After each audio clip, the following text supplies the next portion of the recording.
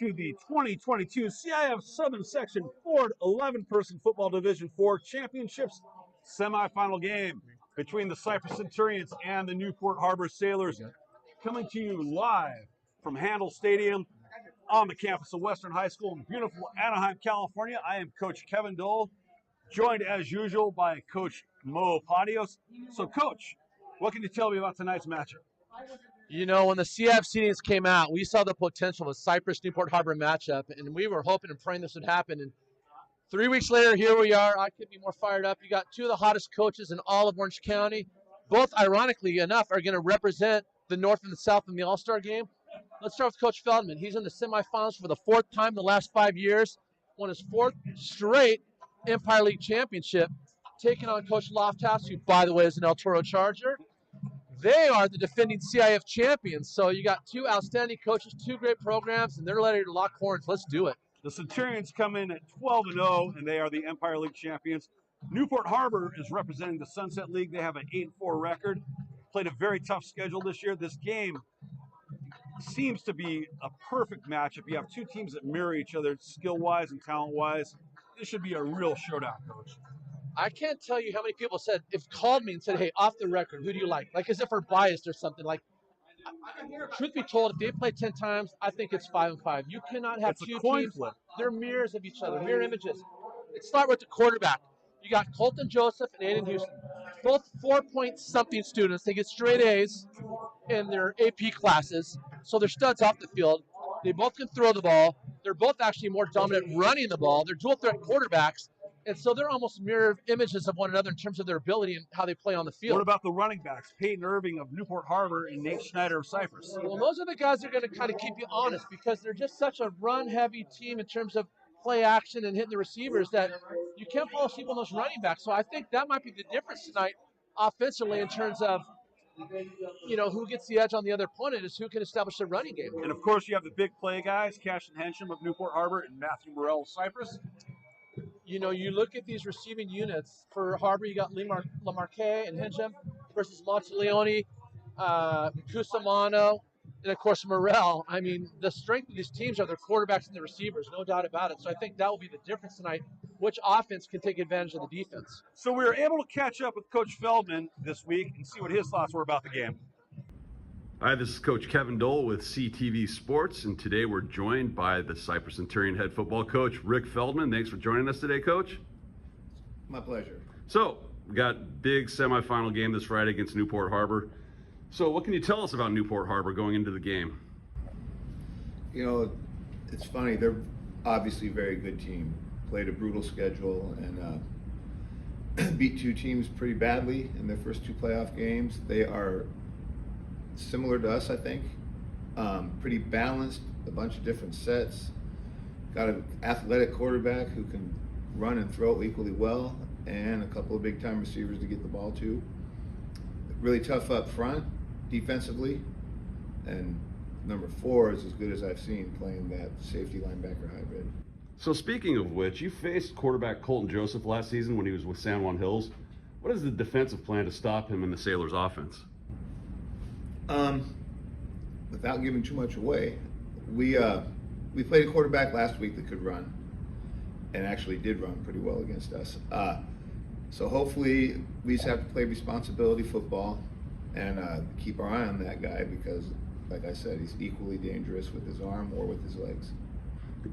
So this is the Centurions' 4th trip to the semifinals in the past 5 full seasons, including a trip to the finals in 2019, and you've won 4 straight Empire League titles. What do you attribute all that success to? First of all, great players who refuse to quit, as you saw last week, and great assistant coaches. So you have players that play real hard, and you have assistant coaches that work their butt off and coach their positions well. That makes it easy for me. So we're lucky in that regard. So we know who the superstars are on this team: Aiden Houston, Trevor Monteleone, Matthew Morrell, Nate Schneider, and we have guys like Blake Cusimano who have really asserted themselves as leaders and great players on this team this year. Who are some other guys we should watch for in this game that, you know, might not be on the radar but you think will make a positive impact?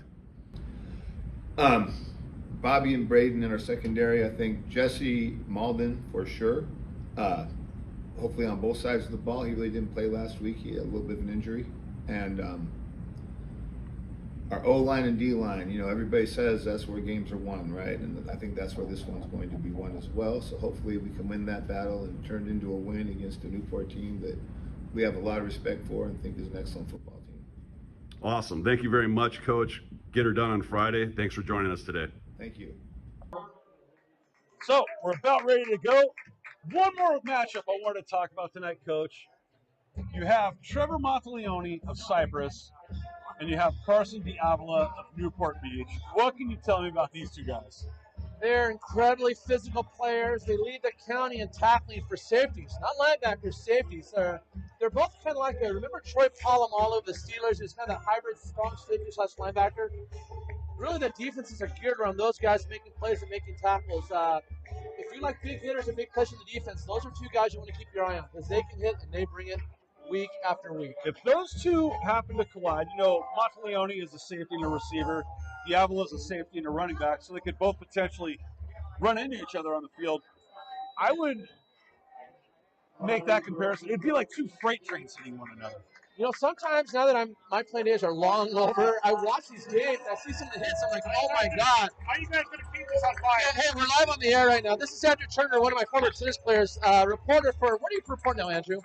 Daily Pilot. The Daily Pilot. Andrew He's Turner here at the joining game. The Rock CIF-SS. So all you Cypress Centurions remember Andrew Turner. He's in the box with us tonight, covering the game. How you doing? Who do you like tonight? Boy, I got to tell you, a 12-0 Cypress team, that's pretty impressive. Right. So are you going Cypress? You know, I just think it's going to be a great game. Are you like Dolan not making a pick? Let's hope that we get the kind of drama that we had in that Cypress game last week. Down to the wire, one final play. How did that end up at home for you, Turner? I know your mom was a Millikan alumni. House divided?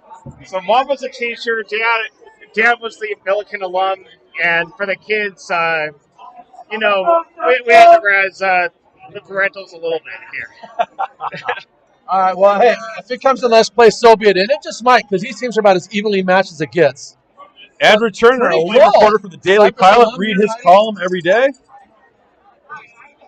We're about ready for action here. Newport Harbor is going to return. Cypress is kicking off. Are you filming it all? Okay.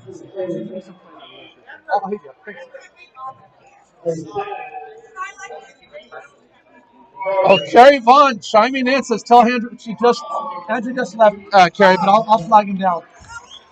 Josiah Lamarque back deep to return for the Harbor Sailors. He is an absolute speedster. Cypress going to have to contain him tonight if they hope to win the game.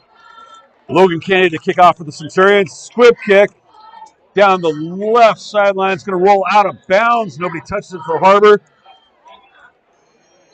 It's going to be a penalty on Cypress. Newport Harbor will set up shop at their own 35 to begin the game. Yeah, that's one of those things you hate to give a good offense, good field position, but if the ball's going to roll out of bounds, that is a penalty, and certainly Harbor will take advantage of that field position. Harbor is led out by Colton Joseph, the senior transfer from San Juan Hills. Cypress is familiar with him. Played against San Juan Hills last year, Coach. So yeah, they are 1-0 against Colton, but they haven't played Harbor in about 10 years, so it'll be interesting to see how that matchup works out. Harbor comes out in a 3-by-1 formation. Sole receiver by himself is Cashton Hensham for the Sailors. In the backfield alongside Joseph is Peyton Irving. High snap to Joseph. Handoff, little read option to Irving. Gets about 1 yard in the game. Going to bring up 2nd and 9 for the Sailors from their own 36. You know, we talked about how dynamic the Harbor offense is in terms of their ability to throw and pass, but that all gets set up by their running game and sets up the play action. So if Cypress can do a good job shutting on the run and make Harbor one-dimensional, that will bode well for the Centurions. Ball on the right hash to the Cypress sideline. Again, 3-by-1 formation for the Sailors.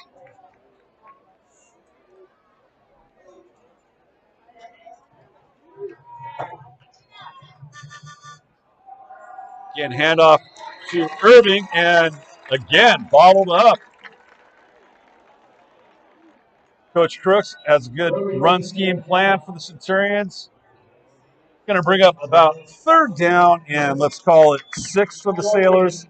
You know, it's interesting. The first 2 plays of the game, Harbor decides to run the ball, really trying to establish that ground game. And, you know, that's an important part of it. But at some point, they're going to have to put the ball in the air. So 3rd and 7, you've got to think they're going to throw the ball at this point. Irving had a great game last week for the Sailors. Very gifted running back. Joseph in shotgun formation. He's going to throw this time. He looks for Henson. Has him on a slant pattern. Going to be good for a Newport Harbor 1st down into Cypress territory. Ball is going to be spotted at the 42 of Cypress. Boy, and if there's a play that Harbor loves to run more than anything else, and we've covered them all year, it's that skinny post and that deep post. I mean, that's their go-to play. Slants and the skinny post. You know, that's their money play. So expect to see that all night long.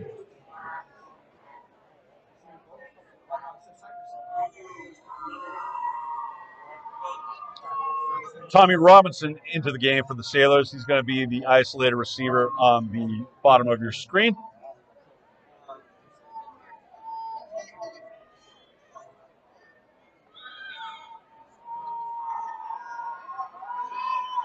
Little out route to Lamarque.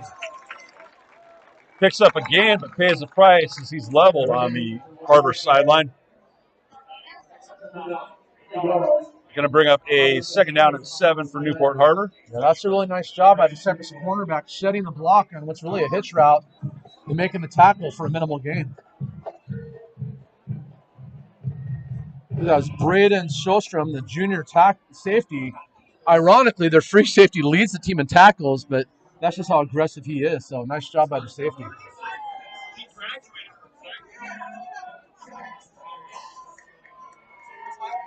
Twins formation now for the Sailors. Oh, got some movement on the sideline. Excuse me, on the line of scrimmage. Going to be a false start on Newport Harbor. Going to cost them some real estate there. Looks like the left guard, Carter Gomez, the senior, 5'11", 250. Got a little too excited. Ref caught him, so he's going to back the Sailors up 5 yards.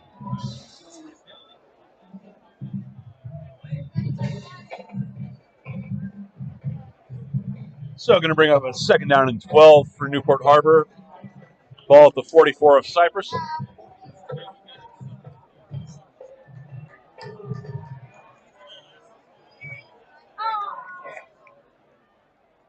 Double tight end formation for Newport Harbor. Joseph back to throw, steps up the pocket, he's being pursued. And he's going to be wrapped up for a sack. Cypress on the spot there. That is William Swift getting in there to make the sack. Of course, William Swift, number 1 on the team in sacks at 4. He just got his 5th, so that's a nice job by the nose tackle, getting off the block and making a play in the backfield. And, you know, bringing down Colton Joseph is no easy task. He's got a scholarship to Air Force. He's getting a lot of other offers because of not only his ability to throw the ball, but he's also a great runner. So great job by Will Swift making that play. That great front there also with Bruno Caldarella helping out. Going to bring up a 3rd down and long 17 for Newport Harbor. Joseph sprints to his right. He's looking deep. Throws the ball up in the air. And the ball is caught. Amazing catch there. Tommy Robinson comes down with it. Boy, 3rd and 18. And again, there's that post route. And it actually was covered, but Tommy Robinson just did a great job jumping up and beating the defender. That's really a 50-50 ball at best. But give Newport Harbor credit. They made the play they had to go 3rd and 18. That's going to bring up a 1st and goal for the Sailors. Ball spotted at the 10 of Cypress. 7:15 remaining in the 1st quarter. No score yet. Hand off to Peyton Irving, inside little give, and he's going to get down to about, looks like the 2 or 3. That was a nice push by that Harbor offensive line, picking up 9 yards on 1st and goal on the 10-yard line.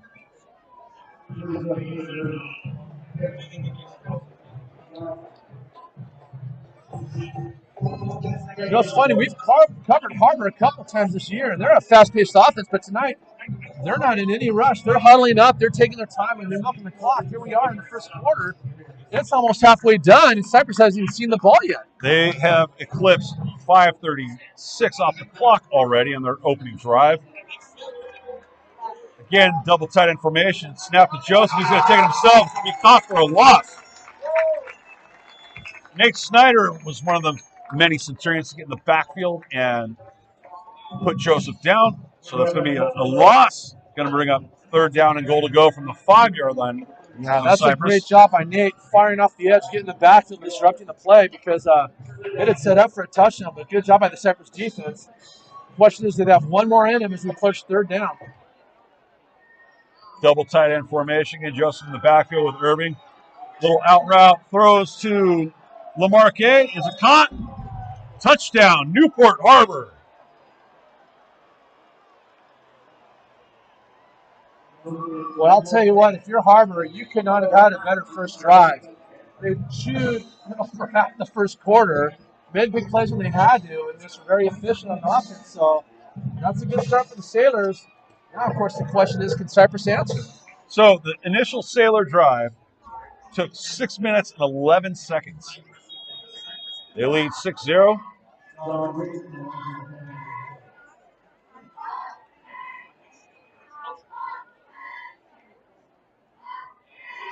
The PAT is blocked. Partially looks like Trevor Monteleone got in there.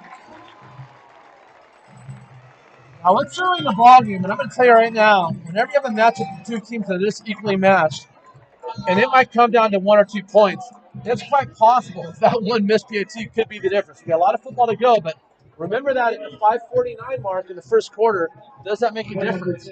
So here we see the Harbor touchdown coming up. Lamarque, a little out route. Great catch, great throw by Joseph. Put the Sailors on the board first. That's one of those things where a great throw and a great catch will always beat great coverage. And, you know, the defender was there. That wasn't the problem. It was just a great throw and catch, and that it is what it is.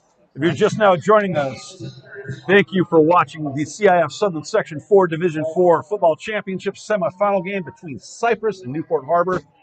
5:49 left in the first quarter. Newport Harbor leads 6-0. Harbor to kick off.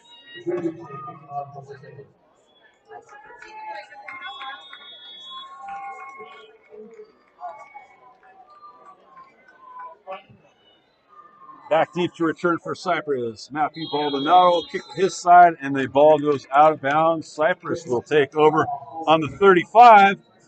Just as 2 kickoffs, 2 out of bounds kicks. So both teams have an opportunity to take advantage now. Harbor did on their first drive. The question is, can Cypress answer?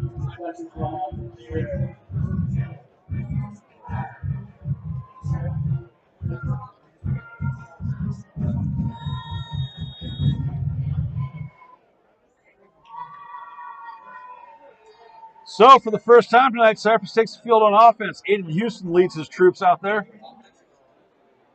Cypress is going to come out in a 2-by-2 formation with tight end set. Houston's going to drop back to pass, looking down the field. Spreads to his left, throws in. He hits Morrell on the sideline. Is he in bounds? He is. Matthew Morrell. You know, one of the things that makes Houston so dangerous and so good as a quarterback is his ability to buy time. He dropped back. Nothing was open initially, but he was able to scramble, buy more time, allowing his receivers to get open. And if he can allow that pocket to give him time and do the things he does, they're going to put a lot of points on the board. That's a great job by Aiden Houston. That's good for a 14-yard gain and a first down for the Centurions on their own 49-yard line. 5:40 left in the first quarter. 6-0 Newport Harbor.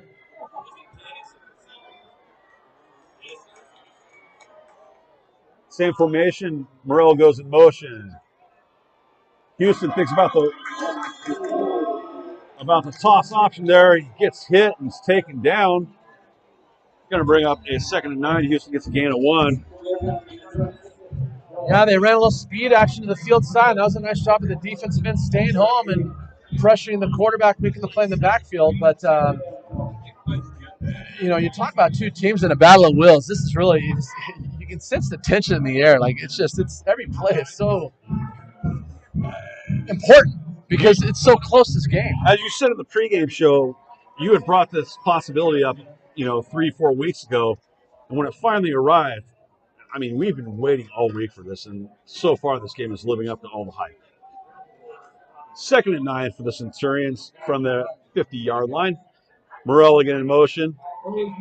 Oh, looks like there's some movement on the line. And it's going to be against Cypress. Going to bring up a 2nd and 14, moving back to their own 45. Houston comes to the sideline to get his instructions from Coach Feldman again.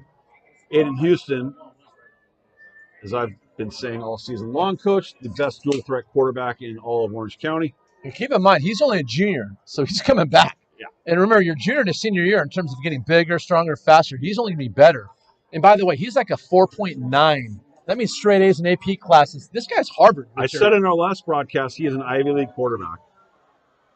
Cusimano gets set. Morrell again in motion. Goes up the seam. Houston looks like he wants to go to him. He's covered downfield. Houston chucks the ball up, and it's going to fly out of bounds harmlessly. There's a flag on the play, though. Might have some extracurricular activity there after the play. Let's see what the white hat says.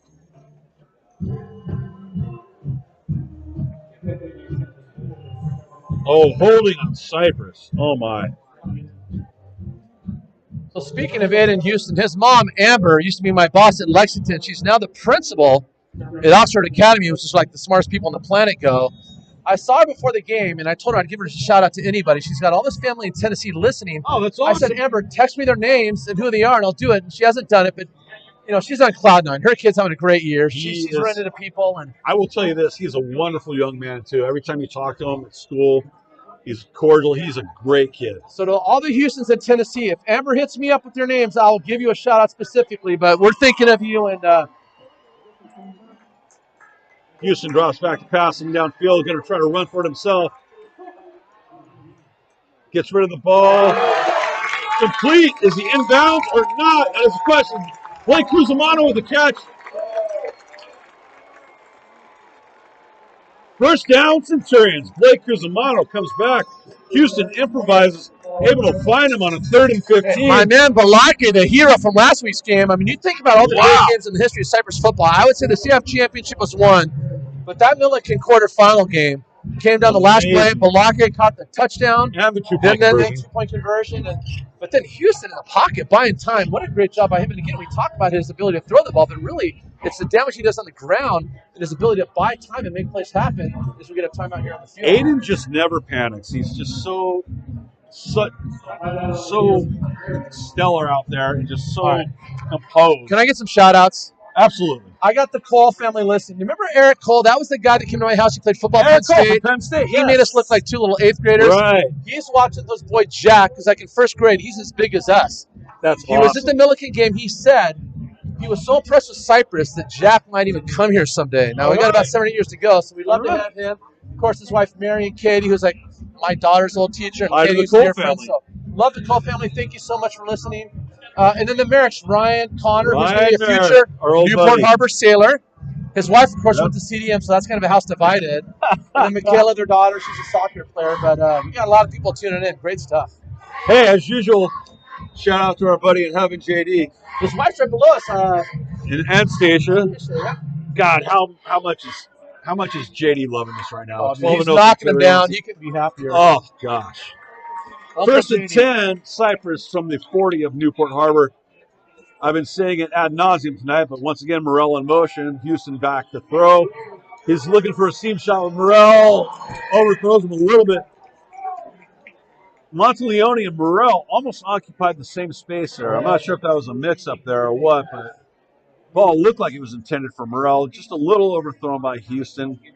They'll set up shop again from the 40, 2nd and 10. Challenges for both these teams is the fact that the defenses are so aggressive up front. They're not going to let you run on them. So you have to take shots downfield and expose those cornerbacks. Both teams have good corners, but they're under so much pressure because they're in one-on-one coverage pretty much all night long. And both these teams have great receivers. So, you know, as an offensive coordinator, you got to take your shots downfield and take advantage of those one-on-one matchups. And we saw Cypress do just that. Hey, a special shout out to Carrie Espinoza and her family. They're watching the game live. One of the great Cypress math teachers. Thank you, Carrie Espinoza. Thanks for tuning in. All the best to you and your family. Happy Thanksgiving. Houston back to throw, sprints left, and he's going to be sacked and brought down by the Harbor defense. That's going to be Cam DeNoon with the sack. Going to cost the Centurions about 6 yards in real estate.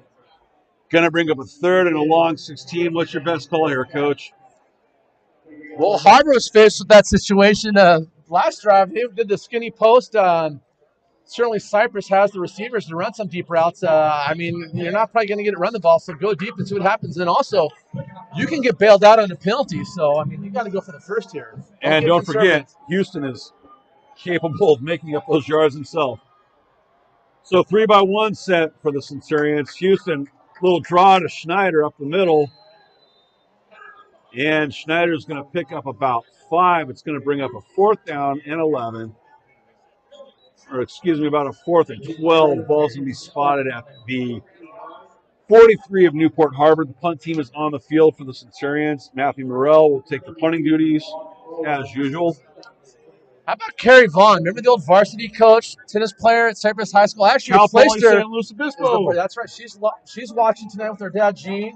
She's a former Centurion. So thank you, Carrie, for the update, and hope you and Dad are enjoying the game. I apologize for Joel's poor voice, but counseling staff. Morrell to punt. It's a boomer. Lamarque back to field for the. Oh boy, ball slows down, and wow, Lamarque kind of let it roll, thinking it was going in the end zone. The ball stops him at the 2, where he's forced to pick it up and then gets tackled at the 3. So great pump by Morrell, great coverage by the Centurions.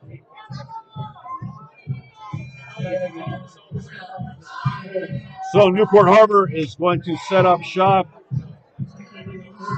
Lamarque was ultimately tackled at the 5, so first down, Newport Harbor from their own 5. Let's see what Coach Crooks has dialed up on the defense now.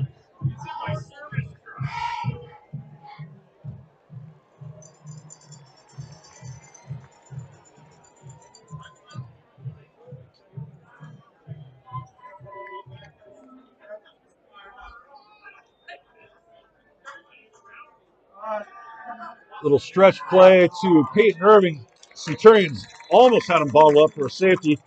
And is able to get back nearly to the line of scrimmage.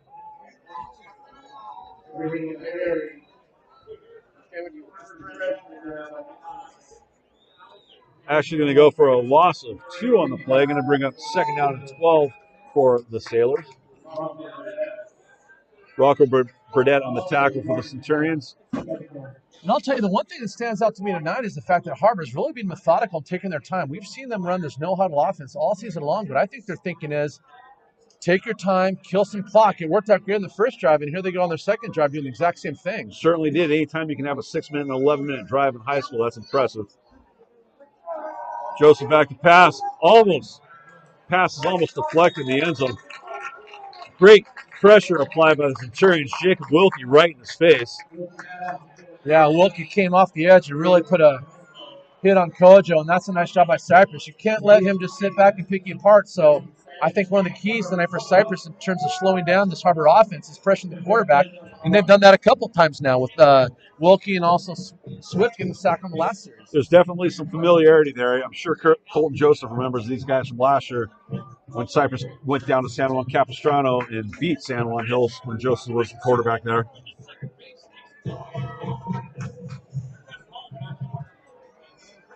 Going to bring up a 3rd down and 12 for Newport Harbor.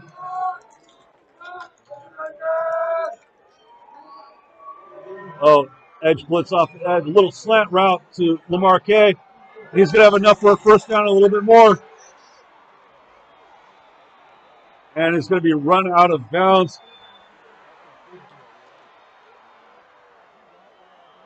Eventually by Braden Shostrom for the Centurions.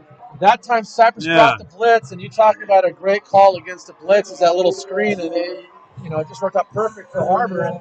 And, they had him pinned in the end zone, kind of lets Harbor off the hook. So nice call by that Harbor offense. That's going to go for a gain of 36. Ball will be at the 39 of Newport Harbor, 1st down and 10.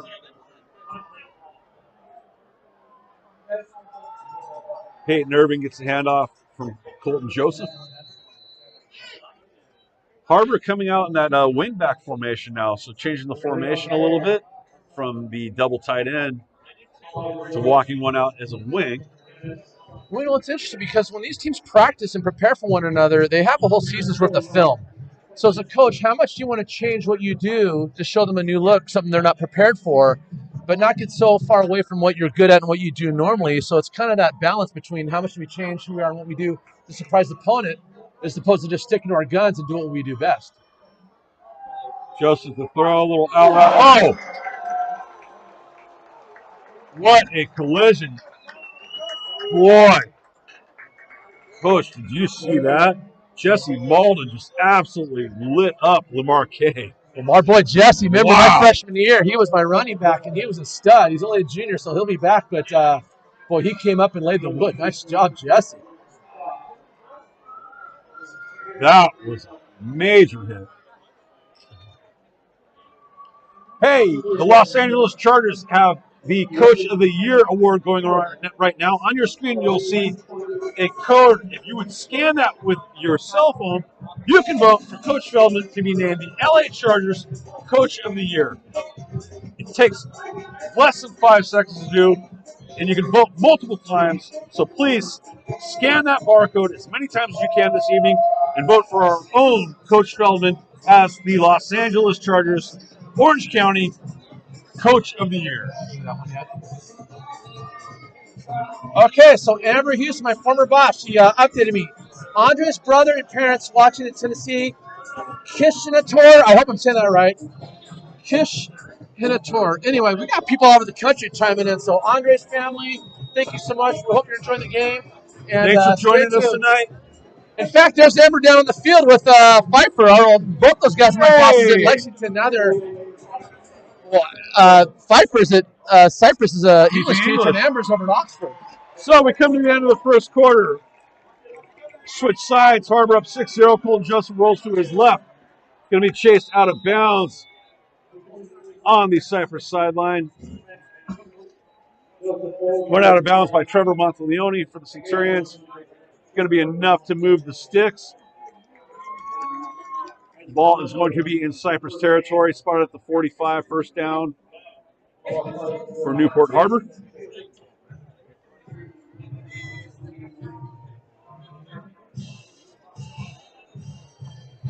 Ball spotted on the left hash, bottom of your screen. First Newport Harbor. Double tight end set. Joseph wants to throw deep. Throws momentarily into double coverage. Ball goes hopelessly out of bounds. It was intended for Lamarque.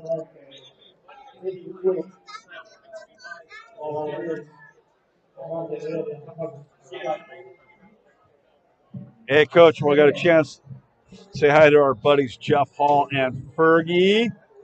Jeff Hall.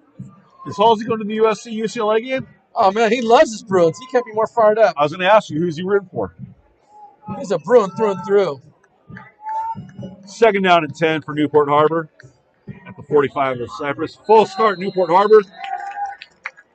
Going to move them back and bring up second down and 15.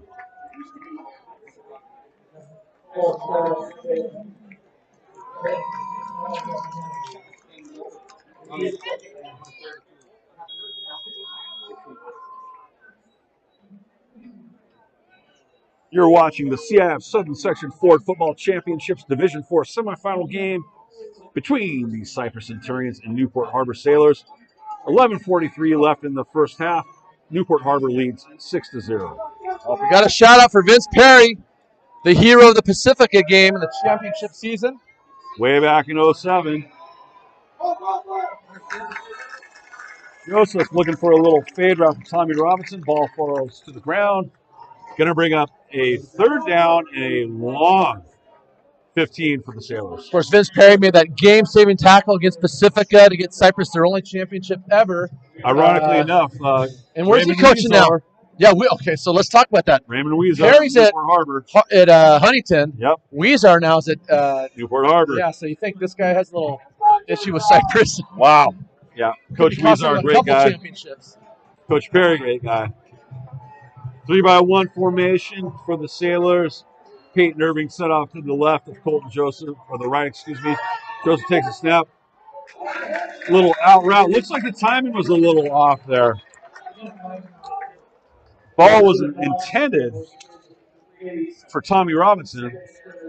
Sailors have been going to Tommy Robinson a lot tonight. Usually it's Josiah Lamarquet and Cash and Henson. Yeah, I mean, we spent the whole pregame talking about their two premier receivers, and, you know, here's the thing. If you're going to win a championship, other guys have to step up. It can't just be the same guys over and over and over. So clearly Robinson has proven to the coaches that he can be the guy, and he's earned their trust, which is why they're throwing him a lot. You know, good for him. There's a holding play penalty on that last play, declined by the Centurions, bring up 4th down and 15, so the punt team for Newport Harbor onto the field. Back deep to return for the Centurions is Matthew Baldonado. Oh, good effort by the Centurions to block the punt. Short punt, not even close to Baldonado. Going to roll out of bounds right at the 20 of Cypress, where they'll take over with 11:21 remaining in the second quarter. Newport Harbor leading 6-0. Got a player down.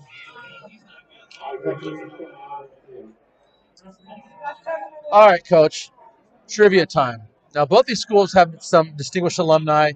In Cypress, you got Troy O'Leary, David Fletcher, Adrian Young, who, of course, is the drummer of No Doubt. Jamil Douglas? Yeah, former football player. Do you remember a guy by the name of Brian Toshi? Right. Revenge of the Nerds. Okay, he was Takashi or whatever his name was, the guy who went to wrote the Cypress. Well, check this out. Harbor's got their own guy from that movie. Do you remember the name Ted McGinley? Yeah, from Happy Days. The Happy Days guy. He was the neighbor in Married with Children. Yes. He was the bad guy in Revenge of the Nerds. He was the head of the Alpha Betas. Gable, something. Stan Gable, right. Gable, yeah. So is this the Nerd Bowl? We got Takashi taking on Stan Gable. I wonder if they even talk anymore. I'll take it a step further. Where was Revenge of the Nerds filmed? U of A. U of A. Yeah. The Adams. Right on Speedway. That's right. Filmed in Tucson, Arizona. I'll do you one better. Do you know what year Harbor was built? 1930. That's right. And do you know what company sold them all the land? The Irvine Company. How do you know this stuff? Okay, we didn't pregame. Okay. No. All right. I'm getting lucky. Do you know how much they sold it for? I knew the 1930 thing because it's on their school emblem. The Irvine Company, I guess. All right, let's get back to the game. We'll talk about that in a minute. 1st and 10 for Cypress. Aiden Houston. Little stretch play to Morrell. He's got some rails. Oh, tripped up. Oh, he almost broke that. Oh, Morrell almost. Boy, you talk about a game of inches. I mean, wow. That was, you talk about a shoestring tackle. That literally. That's the difference between was a 2nd and 7 and a touchdown. That's how close a game like this is. Aiden Houston back to the huddle. Play for Coach Feldman. You know, it's crazy. I feel like we just sat down, and we're already into the second quarter. I mean, like, this is insane. That was a fast first quarter.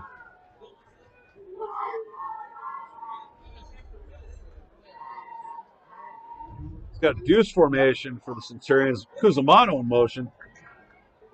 Houston looking deep. Looks like some entanglement there between Morrell and Billy Ridley, but no flag on the play.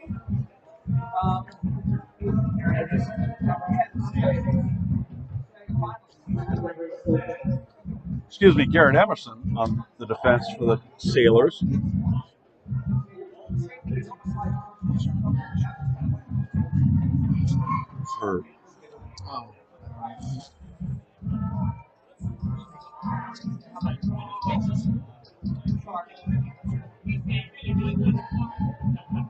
He's out there. Yeah.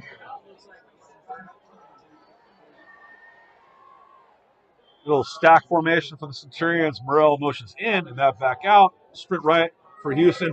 Looking for Cusimano. Overthrows him a little bit. Coverage by Jonathan Che for the Sailors on the play. Yeah, Cypress rolled out Houston through a little corner route. He just stopped by about half a yard. And again, we talked about the difference between a big play and a no play is a couple inches of feet. And, you know, when you get this deep into the season, it's those little things that are going to make a difference. Bring up a 4th down and 5 for the Centurions. Ball at their own 25. Matthew Morrell onto the field to punt. Josiah Lemarque back deep for the Sailors on the return.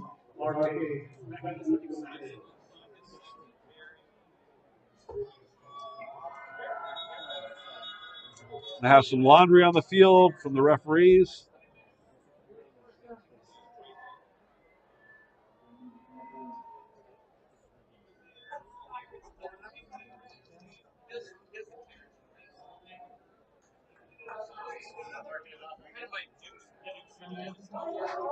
Penalty on Harbor. Wow, that could be. Going to give him a first down. Wow. Okay, it's going to be short by about half a Wow. yard. If you're Coach Feldman, you know how aggressive he is. Do you go for it on your 29-yard line? It's tempting, right? It is literally 4th and do you have an 8 inch inches. In you? Oh no, this is you got it.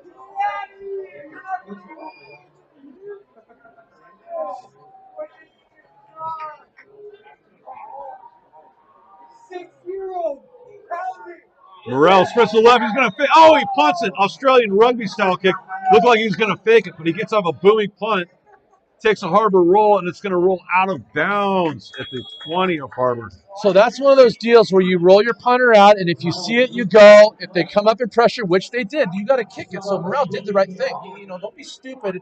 Look, I know it's tempting by half an inch, but you're on the 20-yard line going out. Absolutely. Morrell made the right decision there. Your defense is playing great. Don't be stupid. I get it. But if they stuff you, by the way, and turn that into a touchdown, now you're down 14. All of a sudden, it gets weird quick. So, that was the right call all the way. I mean, it's 4th down in 8 inches, but you're on your own 30. You got a high-powered offense in Newport Harbor. That's the right call, 110%. Harbor takes over at their own 20. Hand off to Irving, going to be balled up by the Centurions. Nicely done.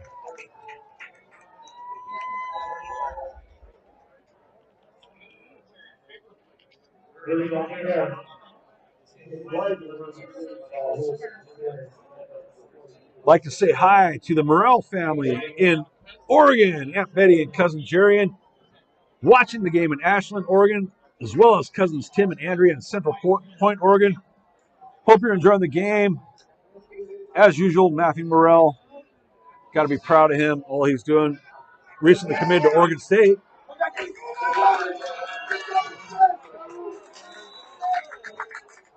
Well, much ado about nothing there as Colton Joseph sprints to his left and gets no yardage whatsoever. Well, let's play action, and Cypress did a good job not biting on it with their linebackers, so they dropped into coverage, and Colton Joseph had nowhere to go, so he tried to make up something early where there was nothing to get. I guess they're going to give him about 2 on the play. Hey, say hi to our other buddy in heaven, Mike Jones, watching. He's got to be loving this. Wish that his Oklahoma Sooners were playing a little bit better, but you know, you can't win a championship every year. But God bless Mike Jones. 3-by-1 set for Newport Harbor. Joseph to throw. He's looking for Lemarque. Nicely defended by Jesse Malden. Great defense there by Jesse. Ran stride for stride with Lemarque, who is a burner, and got his hand up, deflected the pass. Going to bring up 4th down for the Sailors. Nice defensive stand there for the Centurions. You know, isn't it interesting? We talk about these great offenses, the quarterbacks and receivers, and if I was a betting man, I would have put a lot of money on the over. In fact, Dave Lewis just texted me and said the same thing. He's right. I mean, after that first drive, both these defenses settled down, and now it's kind of getting, you know, a little nationally defensive, and I love it. This is playoff football. Another short punt for Newport Harbor. Cypress going to end up some good field position here. So anyway, well, there's a change of possession. So the Irvine Company sold 20 acres of land to the Newport School District for $15,000. So all you real estate agents, listen up. Wow. That's $750 an acre in Newport. Now, I know you got to adjust for inflation, all that, but just think about that. If you had $750, you could have a land in Newport or an acre of land in Newport for, you know, back in 1930. Oh, just saying, if I could go back in time. Yeah, if you were ever to build a time machine. Yeah. You got to do real estate. Cypress takes over at their own 40. They're going to come out in a deuce formation. Morello motions behind Houston. Going to be a little inside handoff to Schneider, who's not going to get much, and in fact, it's going to lose some yardage. By the way, what year was Cypress founded? 1973. So they're coming up on their 50th. Harbor's a couple years away from their 100th. So wow, interesting, right?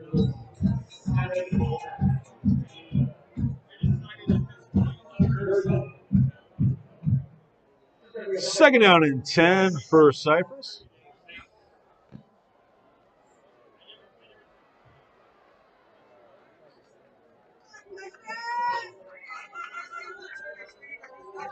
Caden Hollenbeck in at tight end for the Centurions. Houston keeps himself.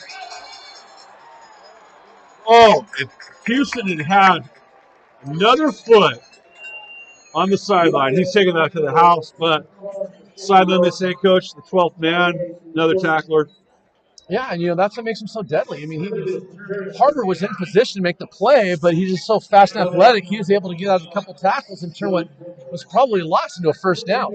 Cypress into Newport Harbor territory, first down at the 46 of the Sailors. Coach Feldman gives Houston his directions.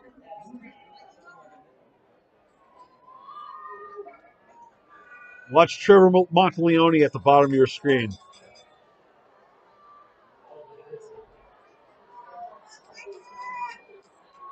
Houston drops back. He looks the other way. It's going for Matthew Morrell. And Morrell hauls it in. Matthew Morrell. What a catch.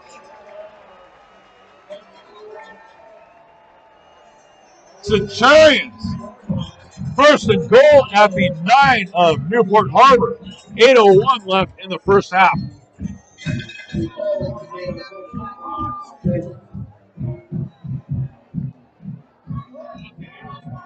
Boy, that's the thing. When you get this far in the playoffs, you got to go with your money, guys. And Matt Morrell's been one of those guys they've been riding all year long. And at some point, if you're Cypress, you've got to get him going. The Oregon State baseball commit. Obviously, we'd love to see him play football at the next level as well. Snap to Houston, handoff to Schneider, rolls to his left, tries to bounce out. Going to pick up a couple yards on it. It's going to be a second down and goal to goal. See where the referee spot the ball. Hey, speaking of shout-outs, our boy Thomas Lloyd Blazer, former left tackle for the Thomas Centurions. Lloyd Blazer. Semifinalist. Number 75. He's in his truck driving home from work, listening to us on the radio. All right. What's going on, Blazer? Second down and goal to go from the 6-yard line of Newport Harbor.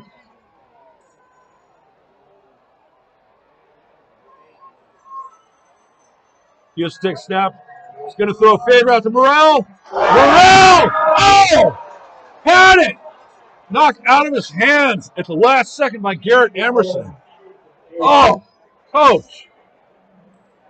Boy, great throw. Put the ball right where it had to be. Morrell reached up, but Garrett Emerson, to his credit, knocked it out as Morrell tried to pull it in. Great throw, great attempt at the catch, but, man, give Emerson credit. He knocked that ball away, and nice job by the Harbor defense. Perfectly thrown ball by Aiden Houston as well. Morrell stands at 6'3", and he's got that great leap. And ironically, as good as he is at baseball and football, his real sport is volleyball, right? So he's got the hops. I've seen that kid can play ping pong. He's good at everything. How about pinball? All right.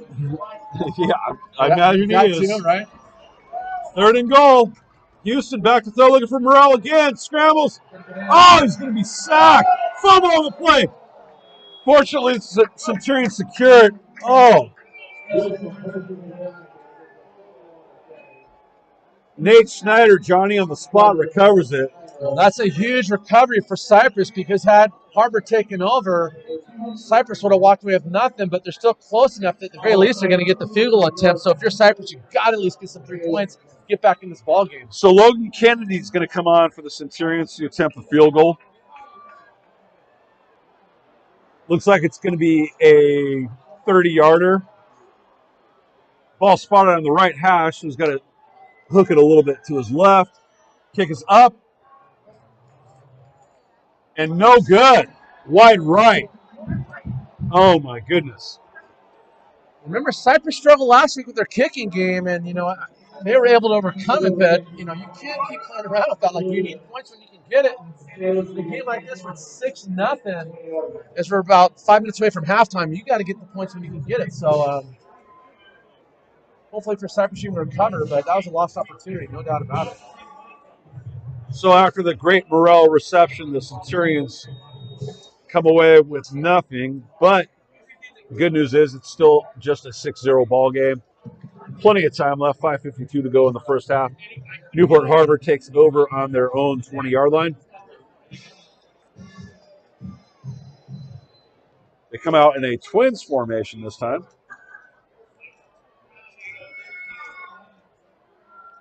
Joseph, a little draw play to Peyton Irving. Irving falls forward. Being patient, sticking with that run game. Early on, it wasn't going anywhere, but on first down, when you can pick up 7 yards, that's pretty good for a first run on your first series, the first drive in your series. I mean, Newport Harbor, if they were able to emulate that first drive they had of the game, that would effectively end the first half. Yeah, I mean, the clock's running. They're in no rush. Right now, it's kind of playing the way.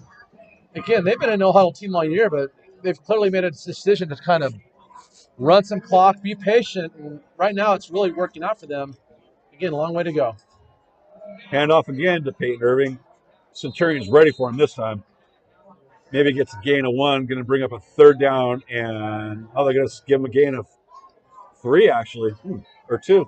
Going to bring up third down and 1. So I would hazard a guess that they're going to go to Irving again here.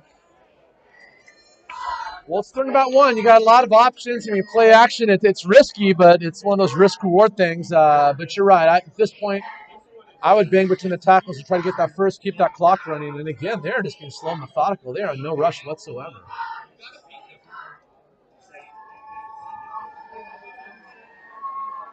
Trump formation for the Sailors. You're going to have enough for a first down for Irving. Looks like it is. The sticks are being moved.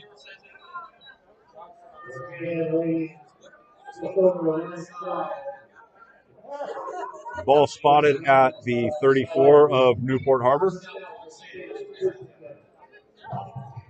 4 minutes and 9 seconds left in the first half. Newport Harbor 6, Cypress 0.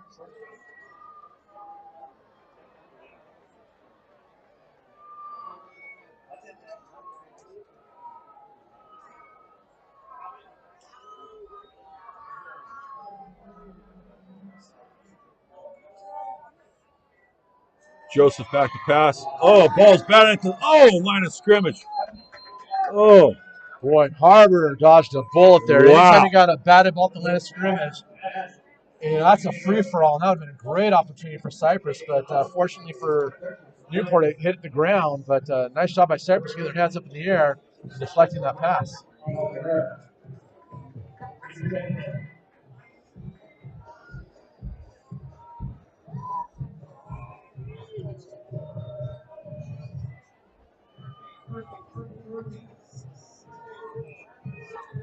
Boy, and Harbor's just milking that clock. Wow, down to 3:40.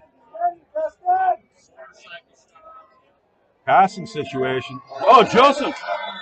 Oh, they're going to rule his arm was coming forward. That's going to be an incomplete pass. And that's actually fortuitous for the Centurions because he picked the ball up and he was easily going to cross the first down marker and have some more real estate in front of him. Yeah, they kind of did catch a break. Could have been a fumble, incomplete, but long story short, it's going to bring up a 3rd and long. So great opportunity for Cypress if they can get a stop here. 3.5 minutes to go in the half. They've got 2 of their timeouts. So if you get a stop here, you got a great opportunity to not only tie it up, but possibly take the lead. And there is nobody, and I say that, there's no real high school coach that I've seen that's better at the 2-minute drill than Coach Feldman.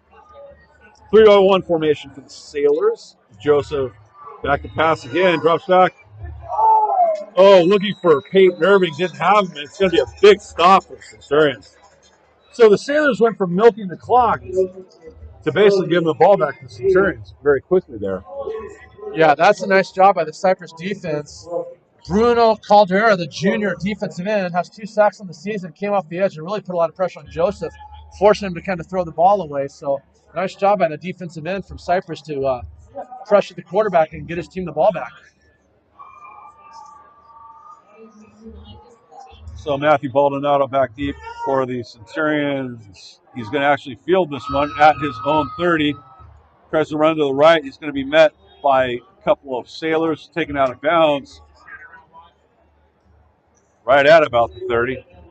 So you got 3:13 left in the first half, trailing 6-0.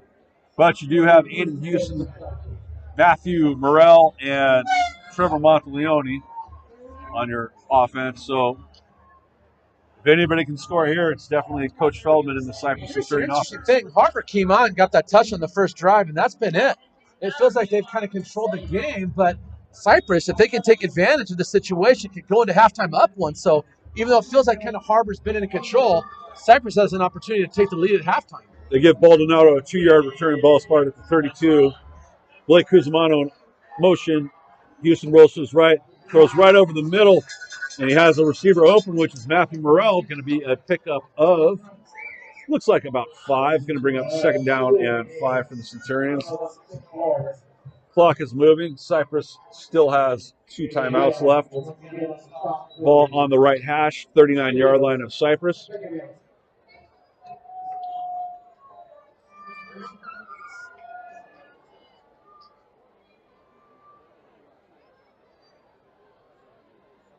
Monteleone motion, stretch to Monteleone now. He's got room on the left side of the sideline. Nice pickup for Trevor.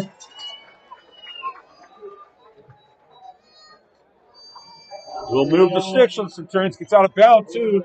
Out of bounds. Left tackle for Cypress did a great job reaching that in, allowing Monteleone to get outside. And again, you know, we talk about the skill guys making plays, but the game within the game is the offensive lineman. Nice job by the left tackle for Cypress because it's the player who made it happen.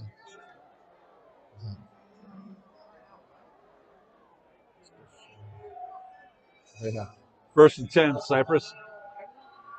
Houston throws out to, he has Monteleone again. Going to his right.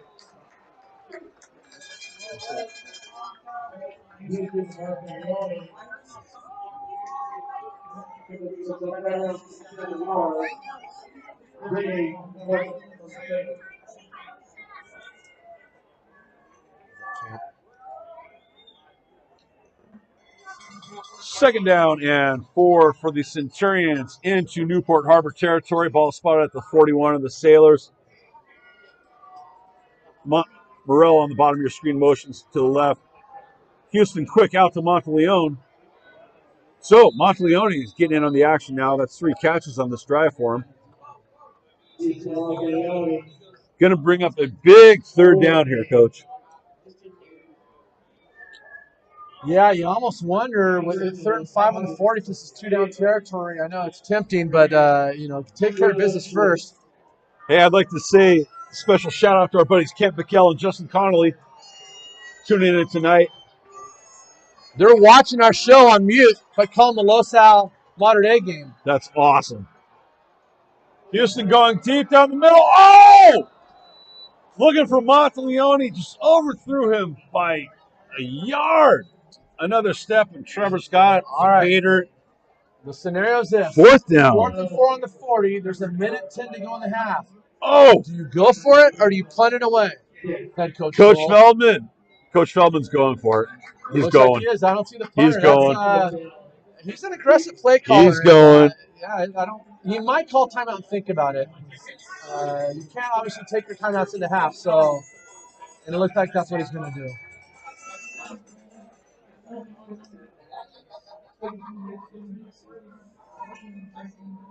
And you are right, Coach. He takes the timeout. Hey, shout out to our buddy Kai Kozai, Cypress legend. Kai, is he watching? He's my little assistant, the assistant manager at that pizza place. You know, you keep working hard, Kai. They might upgrade you to the ticket dude. What's that game where you roll the ball and get into the thing? Skee ball. Yeah, you'll be the ticket guy.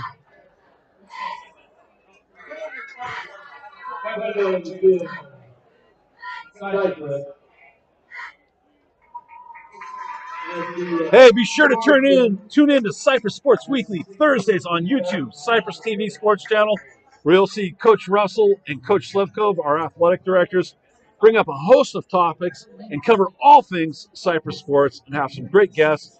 Cypress Sports Weekly Thursdays on YouTube, Cypress TV Sports Channel.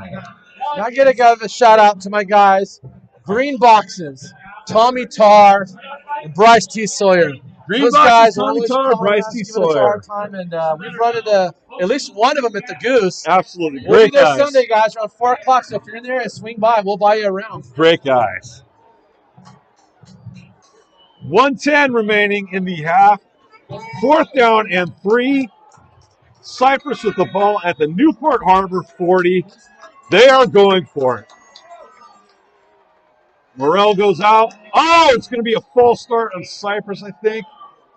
Oh, Now that changes things. that's going to be costly. Morrell went out to the slot, and it looked like he moved forward a little bit. I think that's what they're going to say. So that's going to bring up 4th down and 7. And now the punt team comes onto the field for Cypress. And then again, in a low-scoring game, you talk about opportunities or lost opportunities, whether it's jumping off sides on 4th and 4, the missed field goal. I mean, these little things start to add up. A lot of game to go. It's only a 6-point ball game, but when you look back, are these the things that are going to be the difference? That could be big. Another timeout on the field. I just say Fighting Irish. I can say that. Hey, give a shout out to the Cypress High School coaching staff, as usual, doing a great job. Hey, Dr. Kevin Hodgson, our old principal. Dr. Say hi to H, him, Dr. Hodgson. And say hi to his parents, Mr. and Mrs. Hodgson, tuning in West Covina, California. Hope you're enjoying the game so far. How about Miss Shanny, the PE coach over at Lexington? Mom of Dane, one of our stud linemen this year. Oh, She's yeah. listening in. She says hello, so big shout How out to you her. doing? Mrs. Shandy always hooked me up with tennis balls for after-school tennis, so thank you for that. Coach, you like pizza and sandwiches, right? I love pizzas and sandwiches. So you need to go to Coach's Corner at 4756 Lincoln Avenue in Cypress. I go all the time. Owned by Terry Thompson, our special teams offensive coordinator and head softball coach. Hey, real quick, they've got a cauliflower pizza that is so That's flippin' what I've heard. good. I'm telling you, I'm not one of those health guys, but that I've stuff, heard it's you will epic. not know the difference, and it is legit. Back to the action here. Cypress to punt. Matthew Morrell into the game. Left-footed punter kicks it away. Not going to be returnable for Lamarque. Yes. Coach's Corner, best pizza and subs in all of Southern California. 4756 Lincoln Avenue in Cypress. Give them a call. 714-699-1389. Terry Thompson will be happy to see you. Go in and support all your Cypress sports. All of Southern California sports. You know, You just see NFL games, college games, it's all there. and I'm not Coach's just Corner. saying that because Terry's our friend. I'm telling you, that cauliflower pizza is good. In fact, we're probably going after the game tonight. So.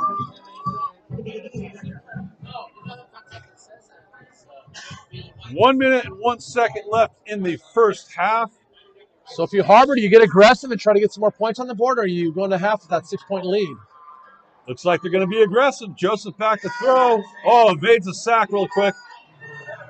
Dances up the Cypress sideline. Steps out of bounds. Looks like I got a third spot. he's going to be close to a first down. If not, he has one. Well, you know, you talk about these two quarterbacks in Joseph and Houston. I mean, we talk about their ability to throw the ball, but again, a lot of the damage they do is their ability to run around the pocket and buy or create opportunities when really the receivers downfield are covered. So it's defense is frustrating because you can cover the receivers, but then those quarterbacks burn you on the ground with their running game. Looked like a first down where he ran, but the ref spotted it earlier. There's a little slant again. That's to Lamarque. He's going to have enough for a first down.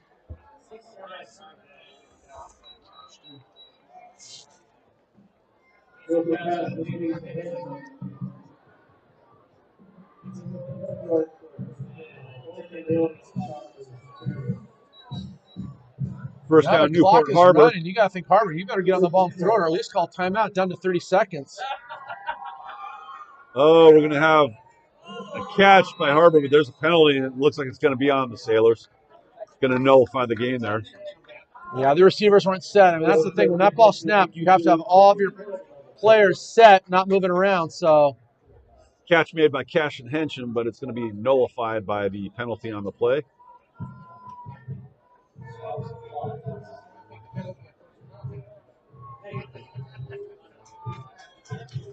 now it's 26 seconds left on your own 20. I wouldn't get too cute if you're Newport because the odds of you getting in field goal position are not that good. But, tip pass interception, you can really create a great opportunity for Cypress. So it'll be interesting to see what Coach Lofthouse decides to do here.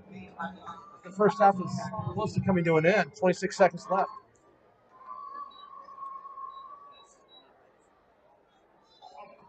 Harbor in the 2-by-2 formation to the right hash, closest to their sideline. Colton Joseph takes the snap, steps up into the pocket, being pursued, gets the ball away, and it is caught after nearly being sacked. And it turns into a big gain. Looked like that was going to be a loss. Cypress had to ball it up, but it gets the ball to Peyton Irving out of the backfield. And Irving turns that into a big gain for the Sailors. Yeah, that's a nice job by Colton. Again, Cypress had him balled up. Should have been a sack, but he used his legs to buy time. Found Irving. And again, what should have been a loss becomes a big gain. And now at the 40-yard line, you've got a couple opportunities to throw it deep and see if you can get a penalty or a catch. Certainly Harbor has the personnel to do it. You got three talented receivers on the Newport Harbor side of the ball, and Cash and Hensham, Josiah Lemarque, and Tommy Robinson. So anything's possible here.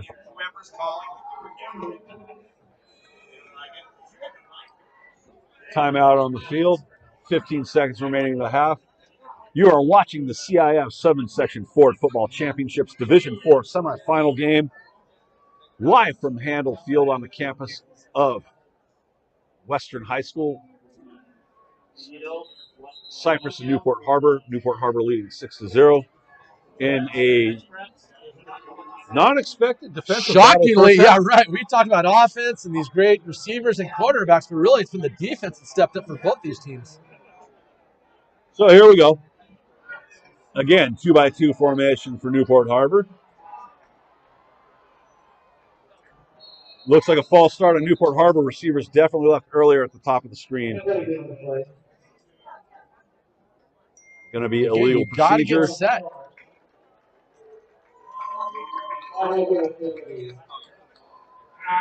So going to bring up first down and 15. Harbor from the Cypress 45. Still 15 seconds remaining in the game and the half. 6-0 Harbor leading. Speaking of Amber Houston, her daughter Brittany's watching. She's out of state watching. We got a lot of people watching out of town. Awesome. I love it. Yeah, so big Thanks shout for out to tuning her. in. Hope you're enjoying the game. Joseph takes a snap. Back to throw over the middle. Almost intercepted. Trevor Monteleone almost had it. There's a flag on the play. We'll have to see what that is.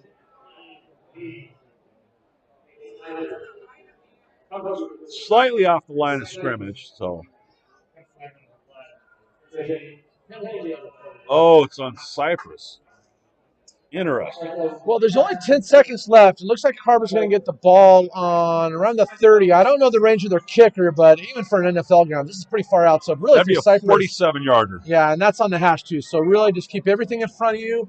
Harbor does have a timeout, so if they can catch something, we don't know. Everybody's asking us about their kicker. We should know. Joseph back to throw.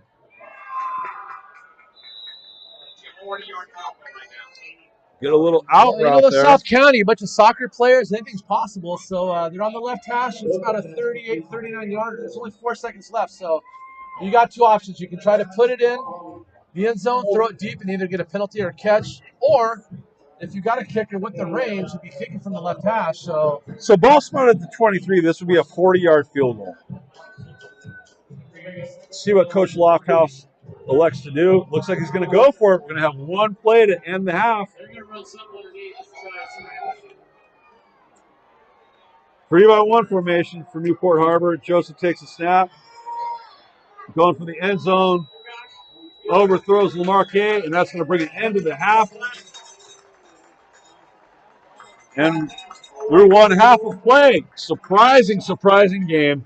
Newport Harbor leads Cypress 6-0. Yes, folks, that's correct. 6-0 at the half. Well, I told you to bet the under. I knew this would be low scoring, so. So, please enjoy the halftime show. The Cypress Centurion Imperial Brigade, led by Mr. James Carrion, will be your entertainment. We'll be back with you briefly. Thank you for tuning in. Enjoy the halftime festivities.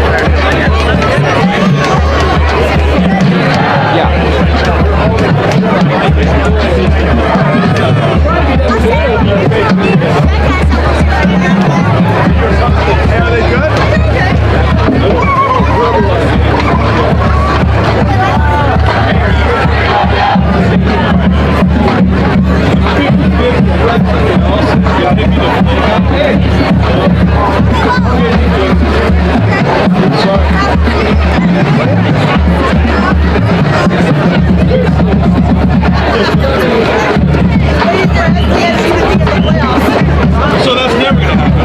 Yeah. Right? So, hey, your daughter was at the news? Yeah, she saw you. She recognized you. Oh, and I there every Sunday. That's what she texted me. I'm like, that's why I texted her. I'm like, yeah, because she didn't want to go to you. And she's like, I think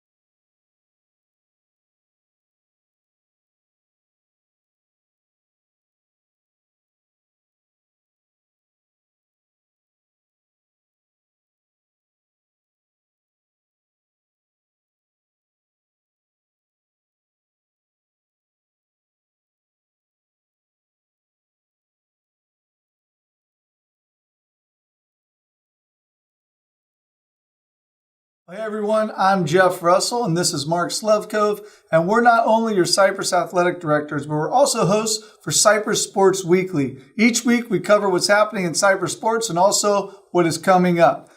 Some of our guests have included Steve Fryer from the OC Register, Mandy Ortiz from the Angels, Adam Brady from the Anaheim Ducks, Rashawn Haylock from KTLA, and our athletes and our coaches. We also have a trivia-style segment called How Well Do You Know? Catch us at Cypress CTV Sports on YouTube each Thursday and on Instagram.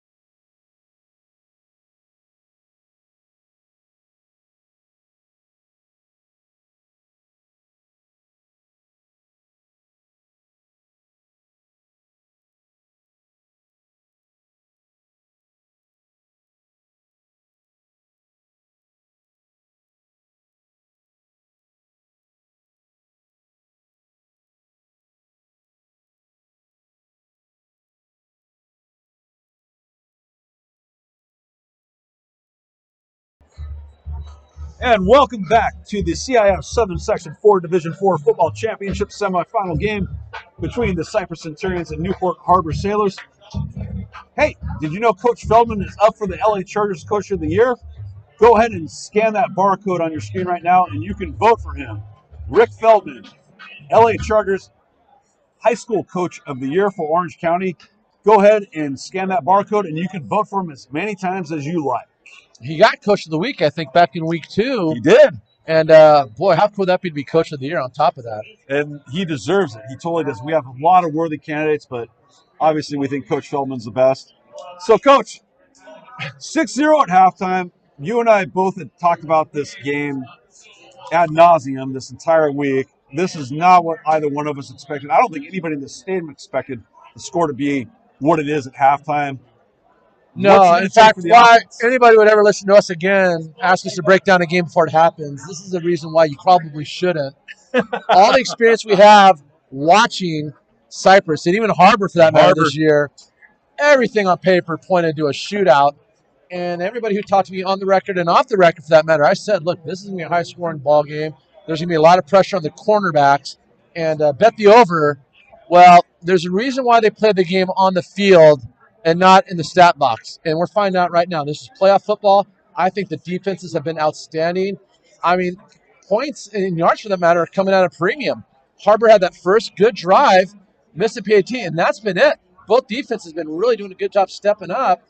And really, I can't believe how fast the game is going. I mean, here we are. It's 8:20, and we're about to kick off the third quarter. The first half, I looked at my watch as it was expiring, was an hour and 4 minutes. I mean, that's going to be a record. Yeah, it was crazy. You talked in pregame about guys in CIF and playoffs needing to step up, and you got to have guys making plays that, maybe you weren't expecting to. Well, the Sailors' touchdown was scored by Tommy Robinson, not Josiah Lamarque or Peyton Irving or Cashin Hedges or Colton Joseph. You're right. Joseph, yeah. There's always a hero in a big game, and if you're going to win a championship, at some point other guys are going to have to step up. Blake Cusimano last week for Cypress had that touchdown with no time left, caught the 2-point conversion to win it. Now, he's been kind of a go-to guy, but, again, guys have to step up in key moments. And to your point, yeah, a guy we haven't talked about all year has got their only score, and that might be the difference tonight. I mean, at this rate, that might be the final. There's a lot of football to go. Stay tuned. But this game's going fast, and there's just not a lot of points being scored. So Cypress will get the ball to start the second half.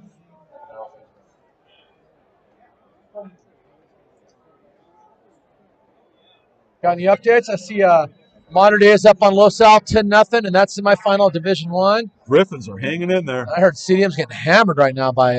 Yeah, I can't confirm the score, but I heard it's not good for the Sea Kings at this moment. Oh man, this might be our last game of the season. Yorba Linda, very talented team. They're 12-0. They're not. That's not by mistake.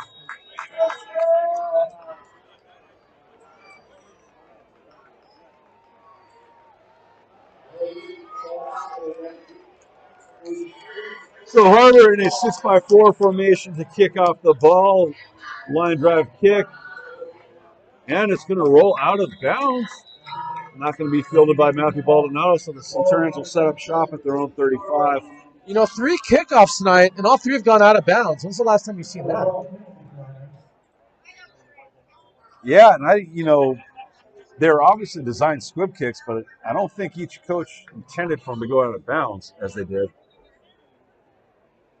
So, although I'll say this, as good as return men are for both teams, you're almost better just giving the ball to 35 because it's not that big of a hit. Yeah, I agree with that. As opposed to the potential of a kickoff return for a touchdown. And when the game is this close, that could be the difference. If you kick it out of bounds, you know there's no chance for a touchdown. So Cypress going to line up in deuce formation and Morrell motions to the backfield. Houston, it's a little reverse action. Bobbled by Monteleone, but he takes it up the right sideline. Fierce tackle there by Garrett Emerson of Newport Harbor.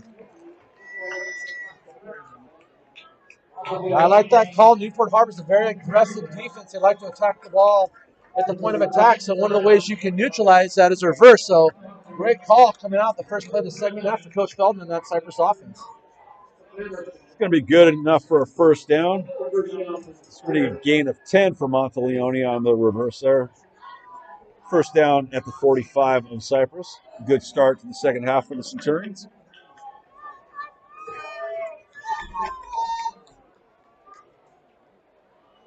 Matthew Morrell to the bottom of your screen. Monteleone in motion. Houston fakes the handoff to him. What's Morrell deep?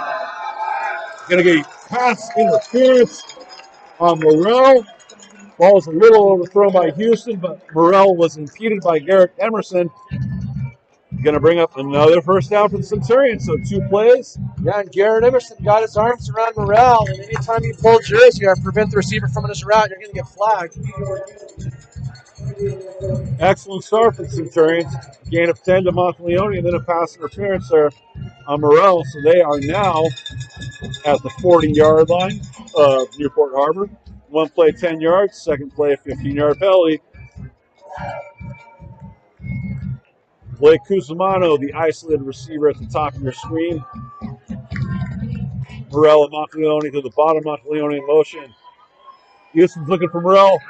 Has Morrell. Morrell bobbles and catches it. And he's going to be down at the 6-yard line of Newport Harbor. The Centurions come out lightning fast. Aiden Houston sees the one-on-one matchup, and if you're going to cover Morrell one-on-one, buyer beware because he's just so big and aggressive, and that was the matchup that Cypress wanted, and they took advantage of it, setting him up with the first and goal on the 7-yard line. So, wow, Centurions not wasting any time. You talk about coming out with a sense of urgency here. Again, same formation, deuce formation. Monteleone again motions. Fake the read to him. Looking for Morrell. The end zone pass. Matthew Morrell. Touchdown. Cypress.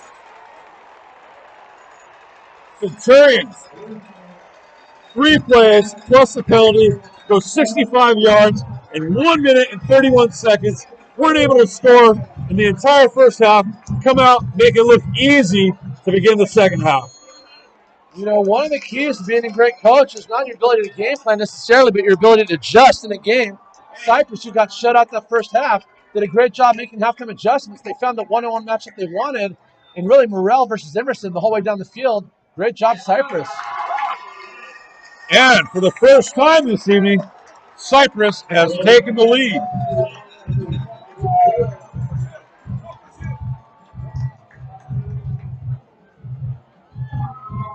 So see here, Houston with the fake read, finds Morrell in the corner of the end zone, a little out route.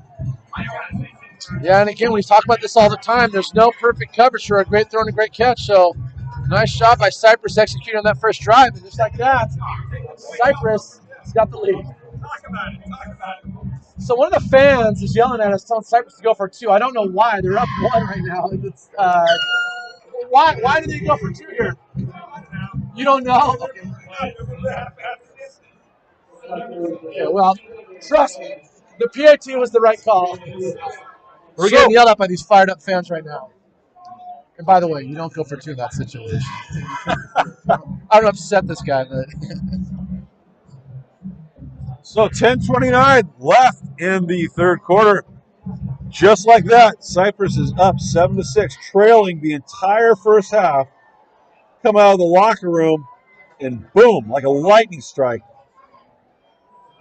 So Cypress made the proper adjustments, had a great drive. Now the question is, what does Newport Harbor do? What kind of changes do they make at halftime, if any?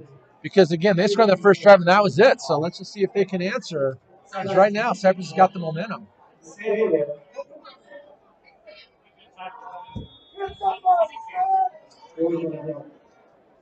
Logan Kennedy on to kick off for the Centurions.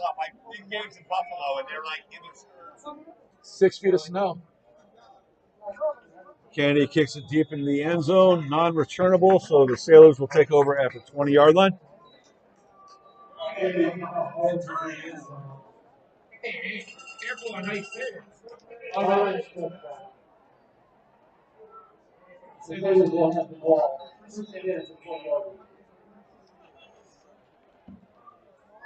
Like to say hi to our Cypress High School athletic directors, Mr. Jeff Russell and Mr. Mark Slevkov. Always patrolling the sidelines at the game.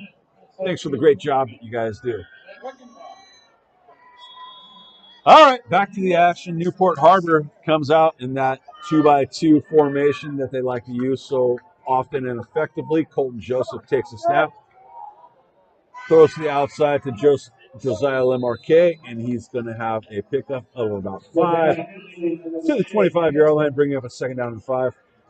You know, I got to give props to the Cypress defense. Our guy, Cash Money Hincham, has he caught a ball tonight? I mean, he's one of the top receivers in the county. And they're shutting him down. They've done a really good job. Now, I don't know if they're doubling him or he's just not getting open, but big shout out to that Cypress defense because he is a darn good receiver. But so far, they've balled him up. Looks like they've got him to the top of your screen with Jesse Malden in coverage.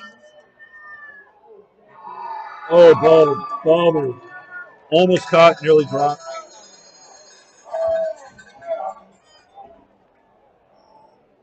The Cypress fan base has definitely come to life now, having the Centurions just taking the lead. Boy, and Cypress got a big break because that ball is just a little bit closer. He caught the ball with space, and he could have been off to the races. And again, we're talking about a game of inches, and just a foot here, an inch there is the difference. And that was definitely an opportunity lost for Newport Harbor. Harbor going with a 3 receiver set to the left, known as Trump. Tight end on the backside. Joseph looking for Irving out of the backfield, overthrows him. Quick turnover for the Sailors, 4th down. Forced to punt. Cypress, what a great way to start the second half. They come out, get that touchdown, they go 3 out on defense. So right now, it's going to tell in 2 halves.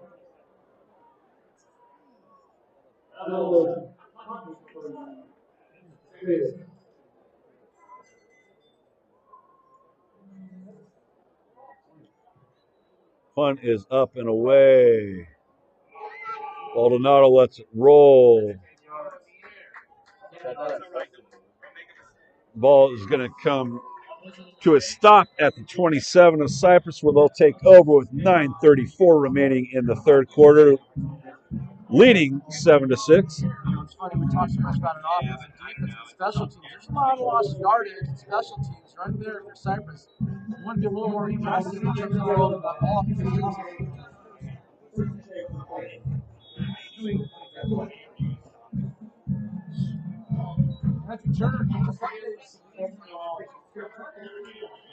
Our friend Bill Gagnon, Oxford Bill. Is he the guy with the Capitol Records? That's him right there, right in front of us. Yeah, he's He had the top work that Capitol Record building. yeah, he's a Capitol Records guy. Good guy. Call him Oxford Bill. Does the Oxford football games. Oh, a little slip pass, sidearm, Patrick Mahomes style from Aiden Houston to Trevor Monteleone. Wow. He just impresses every week, Aiden Houston. That's nice. They give Harvard credit. They sneak it out and permitted a big gain. But I like the call, especially against an aggressive defense. One of the ways you can slow down a hard rushing team or a blitzing team, of course, is the screen pass. Going to bring up 2nd down and 6 from the 30-yard line of Cypress.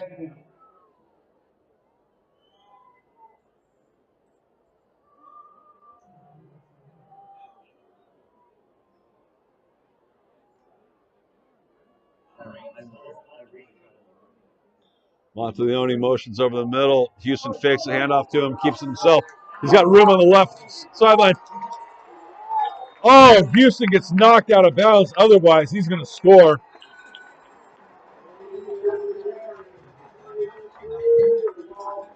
That's a really good job by Cypress up front, getting the block by the offensive line with fullback, getting the gap to Houston. Again, to just gain athleticism. If you give a little bit of space to Houston, he's going to take advantage of that. So again, Cypress, second drive of the second half, off to a great start. First down for the Centurions into Newport Harbor territory. Ball spotted at the 46. 8:36 remaining in the third quarter. Cypress leading 7-6. Monteleone again. Fake stretch him. Houston keeps it himself. Slides.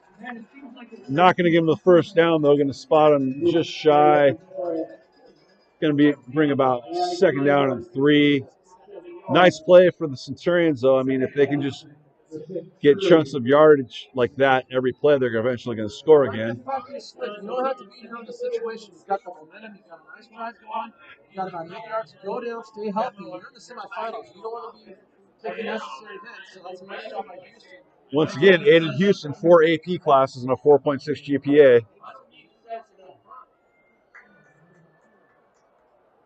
Throws out. Oh, looking for Cusimano. Throws it a little bit in front of him. Cusimano not able to adjust and get to the ball. So it's going to bring up a 3rd down and 3. This is a big 3rd down for both teams here, Coach. Newport Harbor desperately needs a stop. First down here for Cypress, and they're well within scoring range. But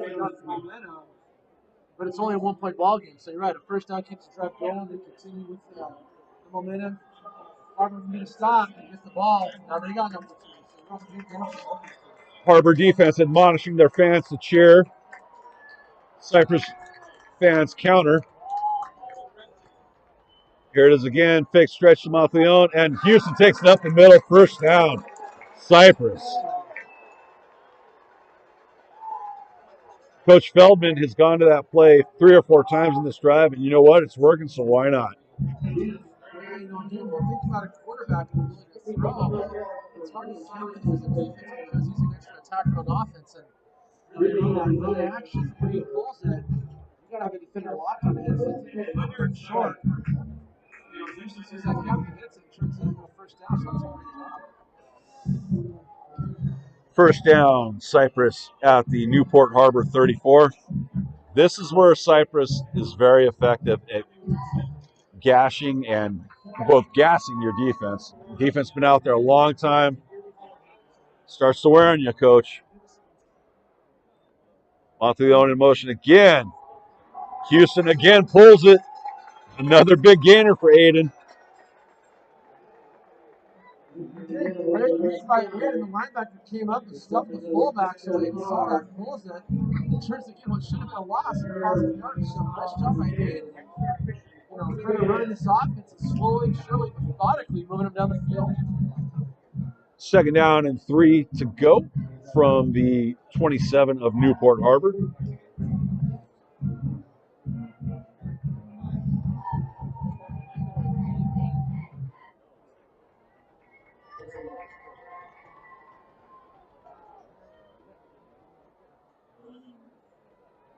Houston takes a snap, handoff to Nate Schneider, runs to his right, bowling balls his way right to about the 1st down marker. It's going to be close. Looks like it's going to bring up a 3rd down and 1 for the Centurions. Again, big 3rd down play here. They're in 2 down territory. So Cypress has 2 opportunities to essentially get 1 yard. And here we are. The 3rd quarter is over halfway done already. Harbor's only had 3 plays this entire 3rd quarter. And, Cypress is in no rush. They're being methodical. They're being slow. And, this is really working out for Cypress in the 2nd half.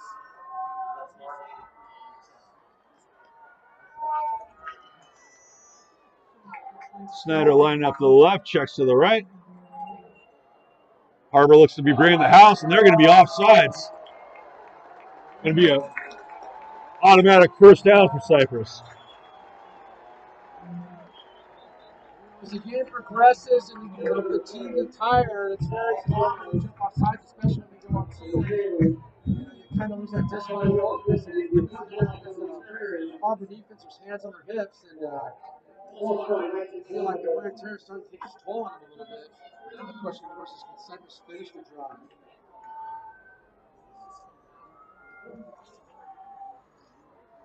First and 10 for the Centurions. Houston looking for the end zone, looking for Morrell. Oh my gosh! Looked like Morrell came down with it. The referees are discussing it. Oh, they rule it incomplete. Holy cow. So I'm filming this.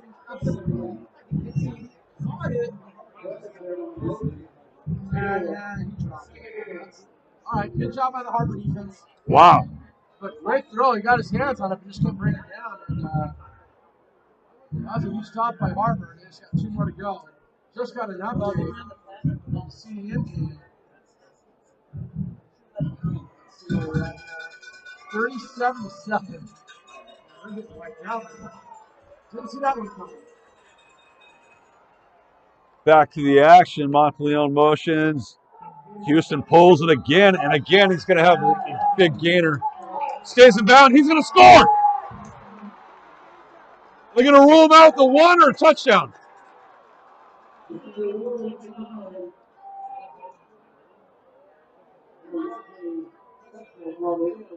What are the referees doing here? They're walking the ball back all the way to the 20.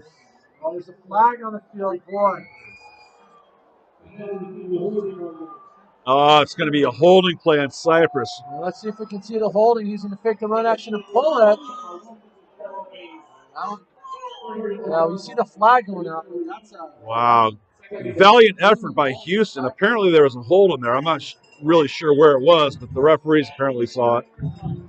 So instead of 1st and goal on the 1 with the chance to go 8, now 2nd and 20, and 31. Big change. Momentum. Huh. Interesting. Cypress recovery.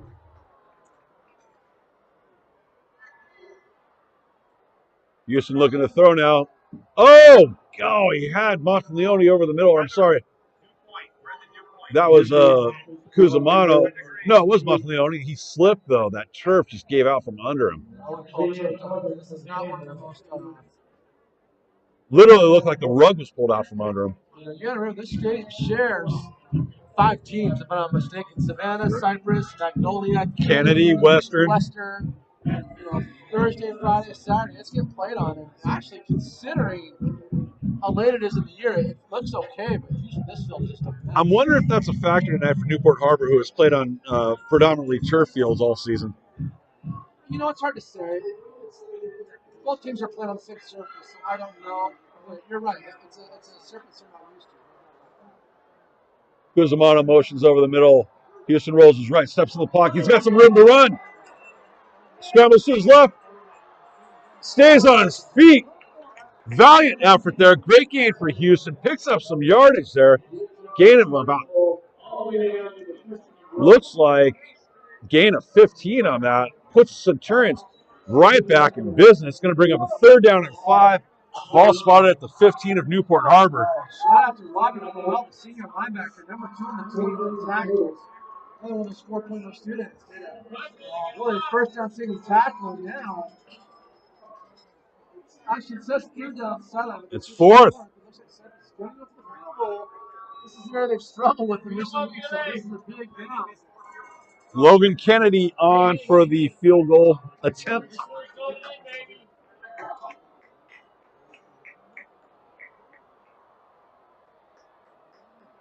Snap is low, fielded nicely, and it's partially blocked by Harbor. And they covered. Oh, and the Cypress kicking woes continue. That stuff just adds up. At some point, you got to start. Go for it. You know, it's a tough call. I get both sides. I mean, you should be able to make a field goal. You know, easy to say, but nobody knows their team better than a head coach. Right. They got absolutely fit. So now Harbor, you know, it seems like this whole half was all Cypress, but they're only down 1, so this gives them a little lift. And it still gives Newport Harbor to take the lead, the opportunity to take the lead with a field goal of their own. So Newport Harbor sets up shop at their own 20-yard line. 3:31 to go in the 3rd quarter. Handoff to Peyton Irving. Doesn't look like he has much, as Cypress had that well bottled up and contained.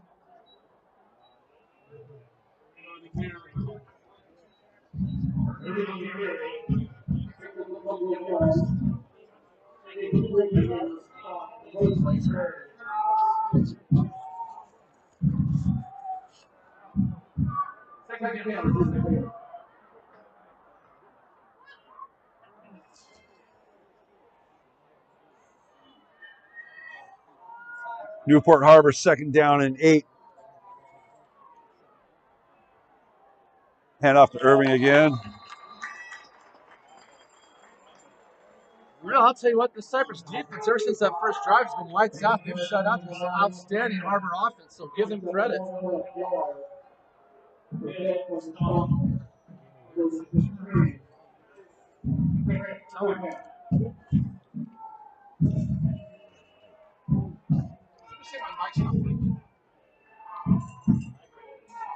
Third down and 8 for Newport Harbor. Ball at their 22.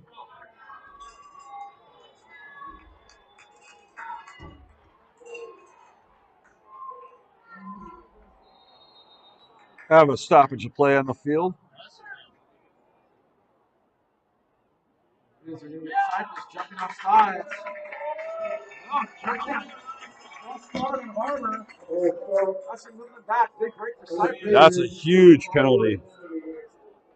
It's going to bring up 3rd down and 13 for Newport Harbor at their own 16-yard line. This is the down. It's the defensive coordinator. You love to call plays on this. You know they're going to pass. They can let you sit back and cover. Joseph has time. Looks downfield for Lamarque. Lamarque hauls it in. Referee saying he didn't catch it. No, they do spot it. One referee had waved his arms as if to signal he didn't catch it, but they're calling it a catch. It's going to be spotted at the 46 of Cypress. Yeah, just has going to run a post route. The safety wasn't able to get over in time to help with the one-on-one coverage. So 3rd and long, Harbor gets off the hide end. Now they're in business on the 46-yard line going in with 1:27 clock running in the 3rd quarter. That's going to be good for a gain of 38 for Newport Harbor. Minute 19 left in the 3rd quarter. Cypress 7, Newport Harbor 6.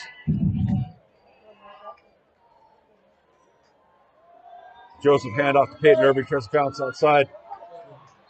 Gets off of one would-be tackler, Bruno Caldarella, who eventually wraps him up and brings him down. It's going to be good for a gain of 1. Bring up 2nd down and 9. Newport Harbor at the Cypress 39.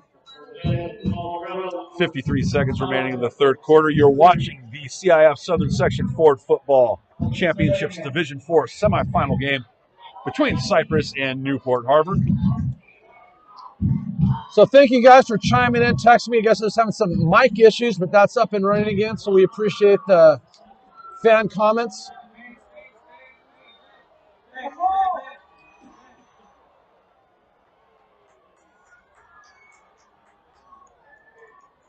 Colton Joseph taking his time, finally snaps it. Looks like a little speed out route to La Marque, good for about a 5-yard gain. It's a flag on the field.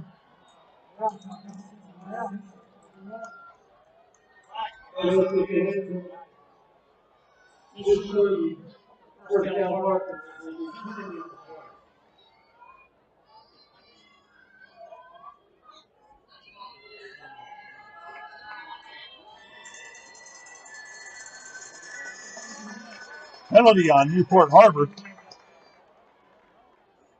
Boy, in terms of penalties, Harbor's their own worst enemy tonight. Just getting bad calls against them at inopportune times.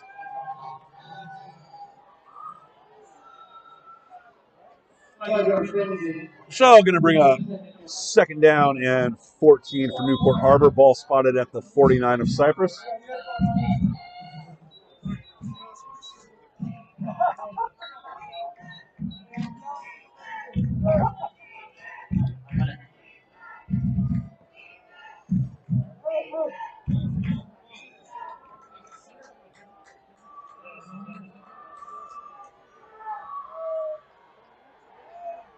Ball out to LaMarque again.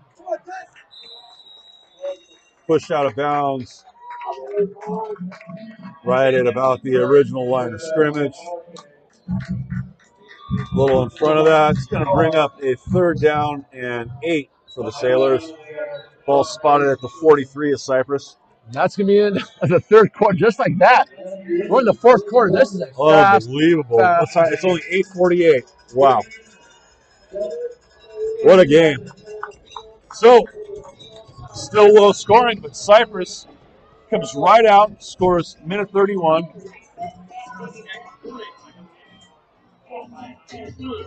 Takes the lead, and that's the way we end the 3rd quarter. So thank you to the Athletic Booster Club for all the support you provide for all the athletes and coaches at Cypress High School. We couldn't do it without you. Thank you so much to the Cypress High School Athletic Booster Club. You're the best. And how about a shout out to my man Seth on the sideline, one of the Water Boys, Katie, the Lexington TA, one of my favorite TAs, asked to give him a shout out. So he's down there keeping our boys hydrated. So thank you, Seth, for doing what you do. Hey, I'd like to say hi as usual to the Cypress Police Department Chief Mark Louderback and our school resource officer Angus Yu. Congratulations, Officer Yu. He took a new job with the Anaheim Police Department. Angus, I'm not happy about that. I like that guy. Oh, everybody likes Officer Yu. So we're sad to lose him, but we're happy for him that he's got a great opportunity with the Anaheim Police Department. You're getting a great guy, Anaheim PD. Thanks to all our police officers and law enforcement officials, as well as our firefighters and first responders and all our military personnel. Thank you for all that you do for us. God bless you all. Joseph to pass. Once again, that slant route to LaMarque. Is it going to be enough for a first down, excuse me? You know, it's getting close to nervous time for both these teams. We're in the 4th quarter. It's a 1-point ball game. It's they don't give them the first.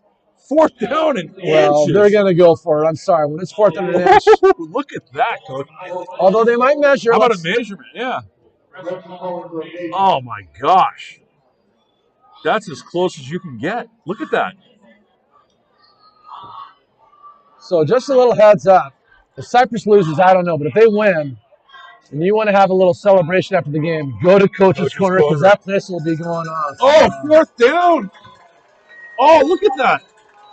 Just line up under center and run the sneak. Don't get cute if you're Harbor. Get that first down.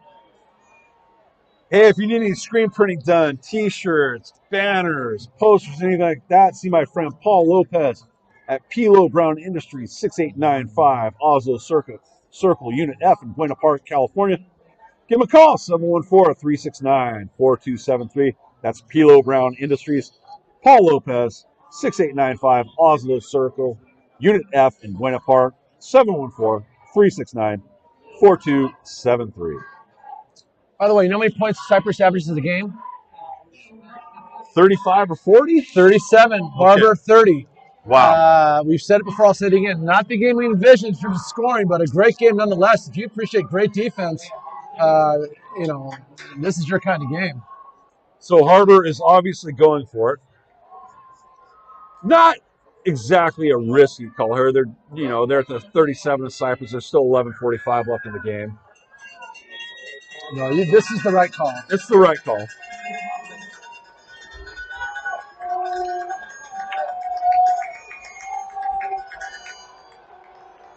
Joseph is going to momentarily look like he's getting under center, but he's going to line up a shotgun, and he's passing. Oh, he's going for the end zone. Deep pass. Is that caught in bounds? Wow, what a call. What a throw. Gosh, that is gutsy. 4th and inches on the 40-yard line. They go deep. Give Coach Loftus credit. That was a heck of a call, and more importantly, great execution. Oh, my goodness. And it is caught in bounds by Lamar K. Boy, he's having a game, Coach. Yeah, and that's just it. You need players, different players to step up. And Josiah, only a junior, so he'll be back, Newport Harbor fans. He's somebody you want to keep your eye on next year. Certainly he's doing a great job this year. Going to set up 1st and goal at the 9-yard line of Cypress. 11:20 left in the ball game. Cypress leading 7-6. Joseph taking his time.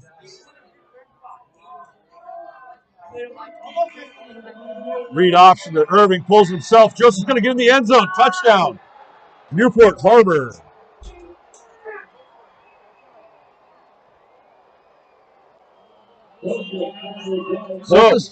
Colton Joseph showing off his scrambling ability, and there's a reason why a school like Air Force is giving him a scholarship. They run that. That's right. I mean, that's the kind of guy you want leading that charge. And so interesting call here. They're kicking the ball, not going for 2.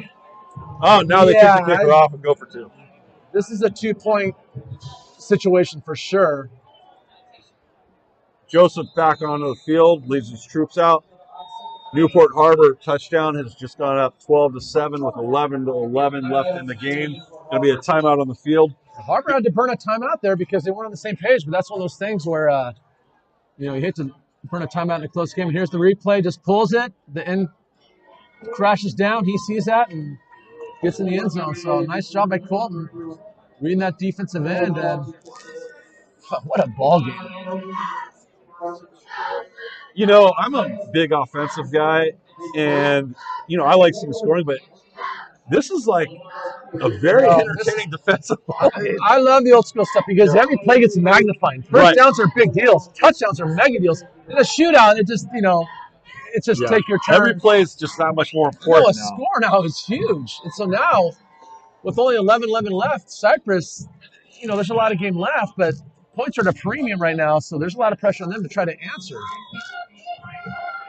You're watching the CIF Southern Section 4 Division 4 Football Championship semifinal game, coming to you live from Handle Stadium on the campus of Western High School. Newport Harbor leads 12-7 over Cypress. On the field now for a 2-point conversion. Joseph with Peyton Irving in the backfield. Little trickeration there. Colton Joseph fakes a knee, then tosses the ball up to the back corner of the end zone, and it's cashed in Hensham, and they're ruling that he was in bounds, so the conversion is going to be good, and Newport Harbor is going to go up 14-7. That was interesting, Coach. Boy, I'm watching the replay. I'm filming every play, and it looked like he actually touched the ground with his knee, but what is he trying to trick anybody on? You're not going to take a knee in that situation, so I don't understand the scheme in terms of trying to bait the defense into thinking you're taking a knee, but regardless, they got the one-on-one coverage they needed and converted, so props to Newport, but that's an interesting scheme in terms of how they designed it, because faking a knee there makes no sense. Well, guess what, Coach? We're back in the same situation we were last week. Cypress scores again, getting late. Do they go for 2? Oh, man. You talk about the great moments in Cypress history, and again, I said it before, I said it again. That CIF championship game was number 1, but you'd be hard-pressed to find me a game better than last week, and I'd rank that at number 2 just because of what was on the line, how it all went down, and You know, both these teams just don't die in the playoffs. They find a way, both of them, to win, and some's got to give tonight. Harbor was down 21 last year in the CIF finals twice. They were down 14 twice last week. Cypress has won a playoff game by 2, by 1, and here we go. 11 minutes left, 7-point ball game. Again, a squib kick. Theme of the night whenever we've seen a kickoff. Baldonado's actually fielded this one. He's got room to run. And Baldonado, nice little return for Matthew. And that is fortuitous for the Centurions. They're going to start at their own 47. Yeah, and the kickoff tonight has just been crazy, to say the least. Going out of bounds, big returns. It's one area that you think these teams would be pretty good at, but for whatever reason, it's just been consistently inconsistent.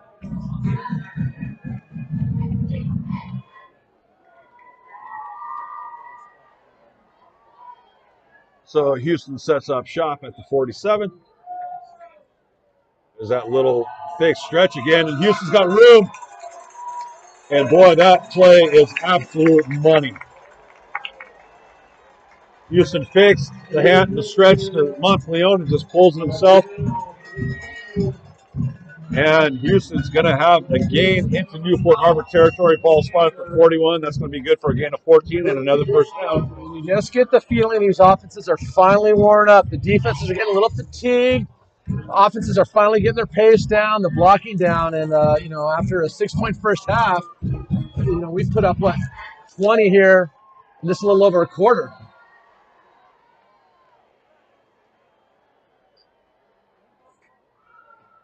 Snap to Houston. He drops back to pass. He's looking deep down the sideline. Has a receiver. Oh! Morrell hauled it in, but the referee says he is out of bounds. Oh, well, I don't know. I'm watching the replay on my phone right now. That looked good from here, but the referee's a lot closer than we are, so I'll take it for what it's worth. But the Cypress faithful do not agree with that. No bias, right? Yeah, as you said, the referee's a lot closer than we are, but man, that sure looked good from up here. All right, 2nd down and 10. Cypress at the 41 of Newport Harbor. The Sailors leading the Centurions 14-7. 10 minutes and 12 seconds remaining in this semifinal ball game. Brought to you by Ford.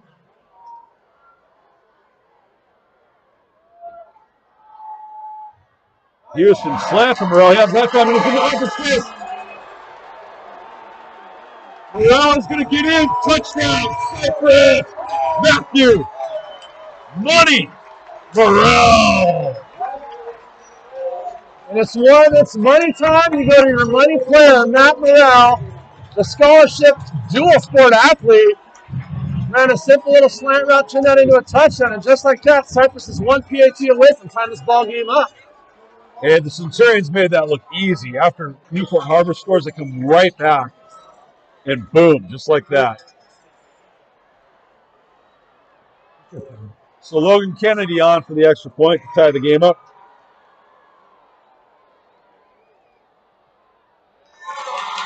Conversion is good, and we are tied. 14-14 with 9:59 left in this ball game.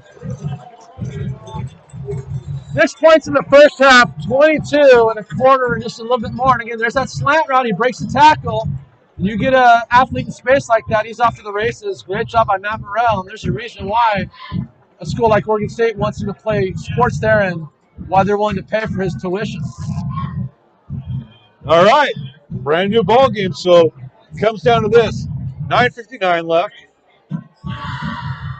all tied up. I don't want to get too far ahead of ourselves, but the tiebreaker in high school football used to be the California tiebreaker where they started on the 10 and took turns basically. Do you know? Because I don't know how it works. If it's one of those 25-yard line deals. Yeah, I shaking your head. so. The answer is no, you don't know. I don't either. Maybe someone can text us because right now it's quite possible this thing could go to overtime. We've got a lot of football left. 9:59 to go, fourth quarter, 14-14.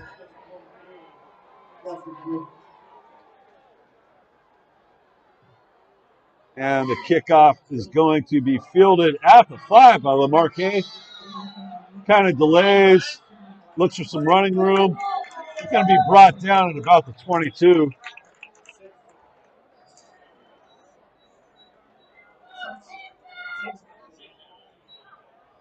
What a ball game we got going here. Boy, it's never easy for Cypress in the playoffs, or anybody for that matter. You know, we talked about the new CIF format, and whether you like it or not like it, I don't know, but all these games have just been great games. The days of the one seed getting basically a bye to the semifinals are over. Every one seed's had to work. The two seeds have had to work. You know, Cypress has won by 2, by 1. It's been amazing, these games in CIF this year, in terms of just how close and competitive they've been. All right, Newport Harbor sets up with their own 22. Joseph fakes the handoff to Irving. Throws outside, going to be followed up by the Centurions. But looks like Lamarquet is going to have a pickup of about. See where the ref spot. They're discussing something first. Going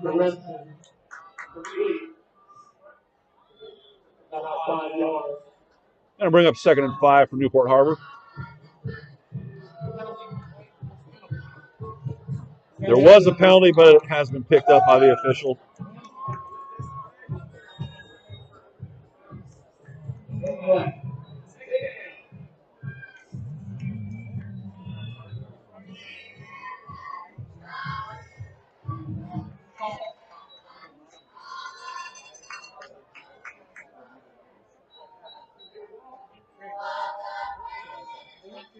Two-by-two formation for the Sailors. Snap to Joseph. Slant route again to Lamarquet. He's going to have enough for a first down. That has been a battle all night long. Jesse Malden and Josiah Lamarquet. 2 juniors, so they'll be back next year for their teams. So here's an update from the Anna Bolt at halftime. Lauderdale 24, LoSal 0. Rolo shutting out the Mighty Griffs. Okay. Still got a second half to play. They got a lot to make up. First down from the Cypress 37 for Newport Harbor. Irving up the middle. Falls forward. It's going to be a nice little gain for the Newport Harbor running back, Peyton Irving. Going to be a gain of about 8. Take the ball to the 45 of Newport Harbor and bring up a second down and 2. That's stuff that happens in the weight room, hitting the sled, all those tough yards in between the tackle, late in the fourth quarter. Anytime you get 9 yards on first down running between the tackles, that's a great job by the offensive line and the running back. Newport Harbor taking their time. Again, 2-by-2 formation. Joseph pump fake there to throw. Looking deep. Oh, good effort, but pretty good coverage there. Again, provided by the Centurions. Just a little too high, a little too far, but nice job on the offensive line, giving him the time he needed. Braden Sostrom on the coverage for the Centurions. Nicely done there. 3rd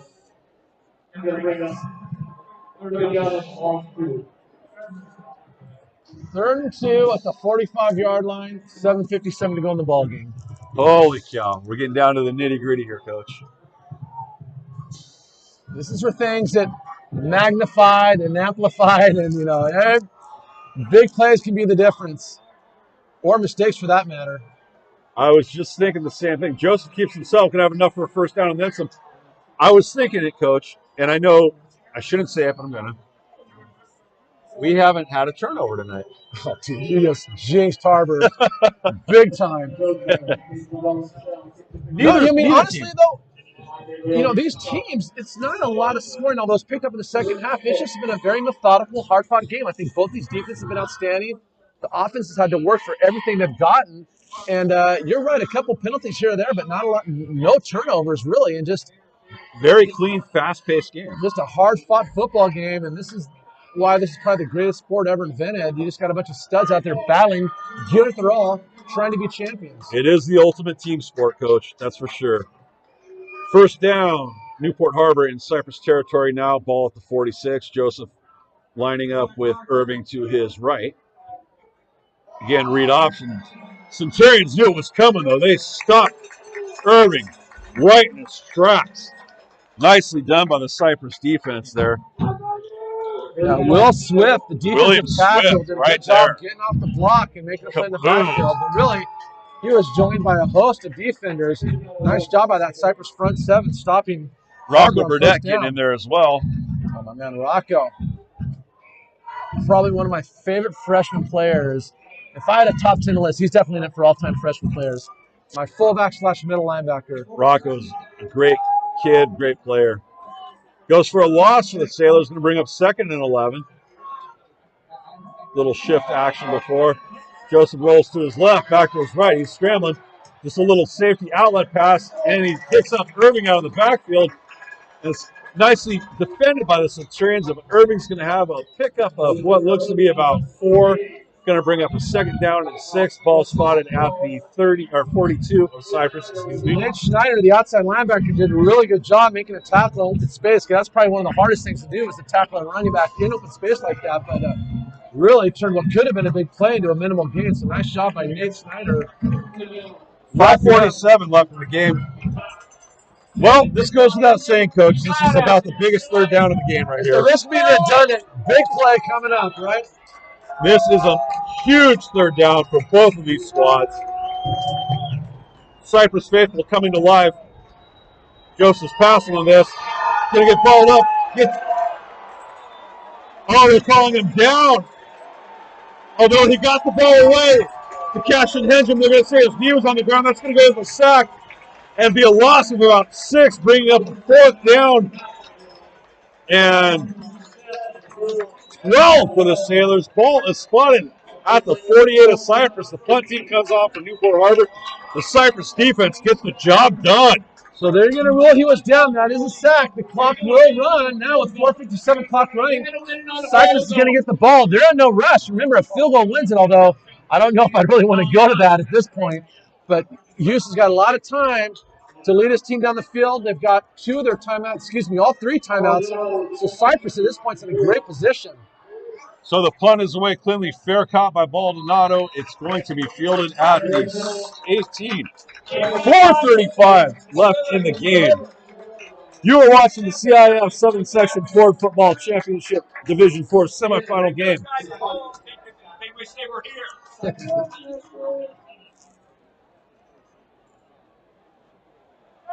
All right, plenty of time for Coach Feldman.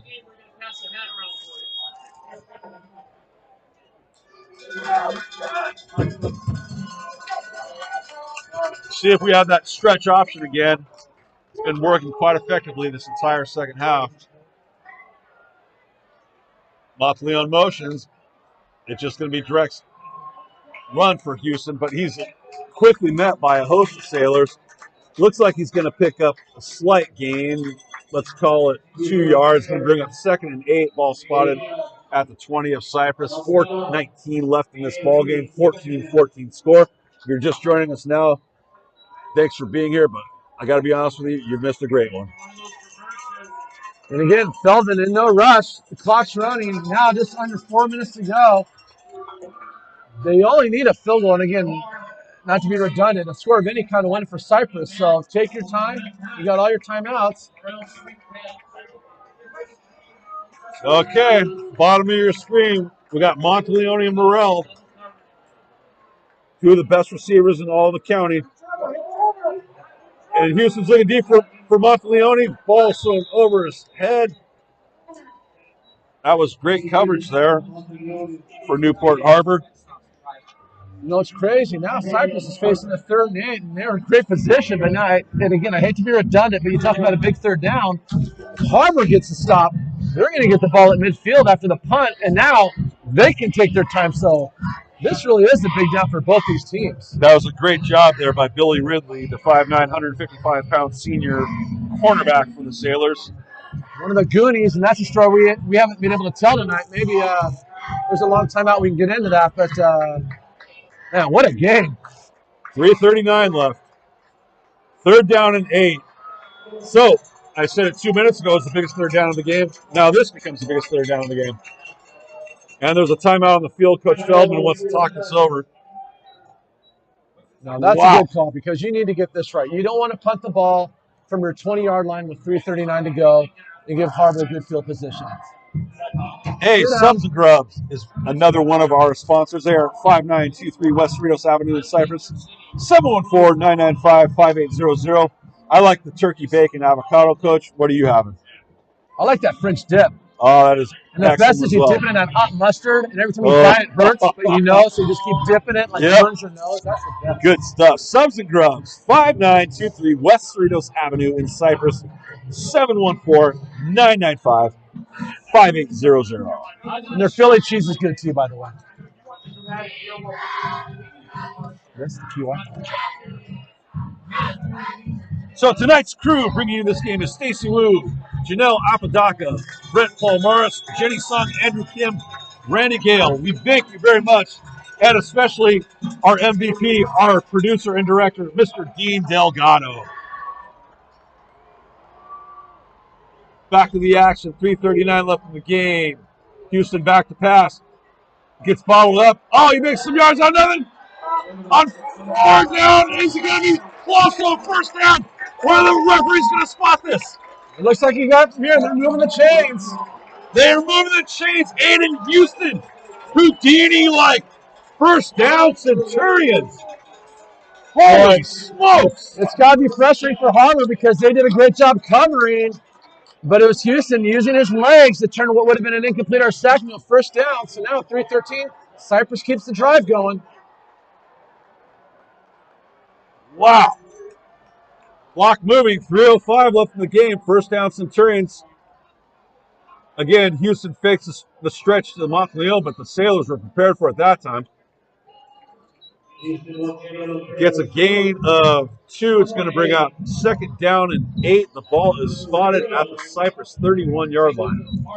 3:45 clock running, 2nd and 9. And real quick while we're waiting, a big shout out to the kids who came in here from the high school to set this up because we're not showing this right now or doing this without the students. They come here early, they set up the cameras. Great job. I mean, wonderful job. So big shout out to those guys. Shout out to the Cypress High School PTSA also for all the support they give the coaches, students, and teachers at Cypress High School. We appreciate all the great work you do. All right. 15, clock is running. Here we go, folks. There's Morrell in motion. Stretch to Morrell. No outside contain for the Sailors. He gets out of bounds. Going to have another first down for the Centurions.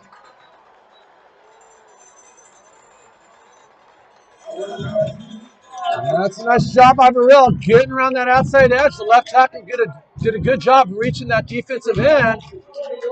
Getting Cypress the first down on the 40-yard line with 2:03 to go. Thank you to the Cypress High School Football Booster Club. We couldn't do all that we do, play football, have these broadcasts without your support. We appreciate all that you do for us as well. 2:03 left in the game. Fake stretch to Morrell. Oh, but they were waiting for Houston on the D-line of Newport Harbor. That's Cam a nice Newton job right by there. Robbie Crowell, also the middle backer, number 2 on the team in tackles with 54. That's a nice job filling and making a big stop there on first down. 2nd and 9 at the 40-yard line of Cypress. 1 minute, 39 seconds left, Coach. Hey, buckle up your seatbelts. This is going to go right down to the wire. Are you glad you tuned in? Oh. There goes Morrell again, motion. Fake the stretch. Houston's going to throw it. Looking for Monteleone. Monteleone caught. Oh my gosh. Monteleone. Billy Ridley stride for stride with him. But Monteleone, much like last week, makes that miraculous catch where he just goes up and takes the ball away. Oh my goodness. Trevor ran a sluggo route. He's going to run a little slant and then bust it to the outside. Houston got the one-on-one coverage he wanted. And just like that, Cypress is now. Ball spotted at the 25. That's good for a gain of 34. First down, Centurions. Fake stretch to Monteleone. Houston has it. Tackle. Clock is ticking. Timeout, Cypress. 47 seconds. Now, if you're okay, so let's look at the replay again. Play action. He's looking at that little slug go route. He's going to slant and a go route, just one-on-one coverage. Uses that great reach and get the ball to tie point. And now it sets up Cypress just outside the 20-yard line. Again, do you want to get conservative and set up that field goal, which has been a fiasco the last 2 weeks, or you get aggressive and try to get that touchdown and really put the ball game away? It's a tough dilemma if you're Cypress. Remember, even if they get in field goal range with the pressure and everything, that's not a gimme. You got to have a good snap, a good hold. Everybody's got to block. The kick's got to be clean. So there's a lot of factors that go into kicking a field goal. It's not just the kick. Oh, man, this is awesome. You are watching the Cypress Centurions versus Newport Harbor Sailors in the CIF Southern Section Ford Football Championships Division 4 semifinal game. And what a game it has been. My goodness. 49 seconds left, 14-14. Cypress, second down and 6. Ball spotted at the 21 of Newport Harbor. Trevor Monteleone, another big catch. Another the sidelines are rocking. This place is shaking. The crowd is on their feet. Stretch to Monteleone. Looked like it. Houston kept it himself. All right, gonna bring up third down again. Clock is ticking down to 38 seconds. Well, now, if I'm Harbor, I'm calling a timeout right now because if they score, you want to give your offense a chance to. Clock moving, third down. 3 to go. If I'm Cypress, I'm gonna let this thing run down. Morrell motions back out again. Houston wants to throw. Lobs the ball up. Intercepted, but out of bounds. Wow. Oh, my goodness. Cypress is going to have a field goal attempt. Here's some bot time looking. Oh, my gosh. Now, Here look, comes here's the the replay. thing. I mean, he caught. Oh, geez. Yeah, that's one of those. You got a free frame. That's tough. Slow motion. That's You tough. always have to go for it. A field goal, that's a 37-yarder, although. Oh, my gosh. The crowd's on their feet. The crowd's going nuts. What are they doing? Are they kicking it? All right, folks. The season for Cypress football comes down to the right foot of Logan kicker. Kennedy. Timeout on the field. You want to freeze that Cypress. kicker. That's wow, Cypress called timeout, huh? Yep. Maybe they want to talk about it. And I will say this. The kicking's been a crap shot at best. But if anybody is due, it's the kicker, right? Logan Kennedy is due. He's 0 for 2 tonight. Been reliable all season long. Had some issues last week as well. But, boy, you talk about redemption time. Well, I'll tell you what. Tension is 10 cents a ton tonight. It's been as good a game as you could want for a semifinal. Oh, it's really that simple. So, yeah, spotted just inside the 20, so it's going to be a 37-yarder. Not exactly a chip shot, but well within his range. And he's in the middle of the field, so it's not like he has to hook it or slice it or anything like that. He's just got to hit it straight and hit it clean.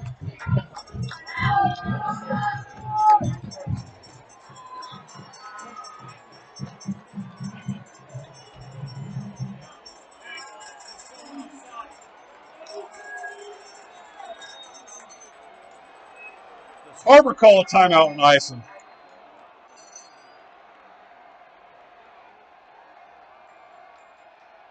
Kick is up. Oh! It's good! It's through! Barely squeezed over! My goodness!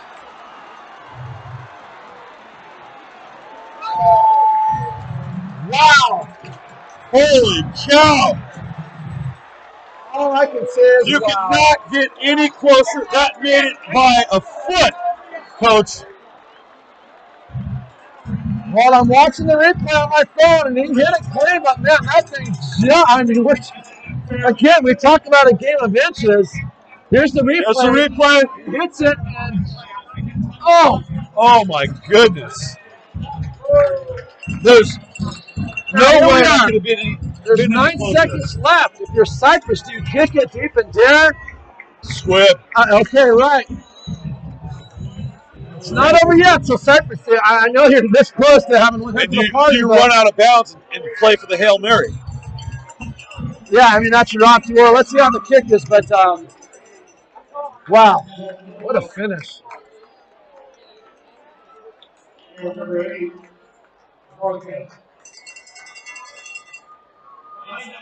All right, 9 seconds left. Cypress has gone up 17-14.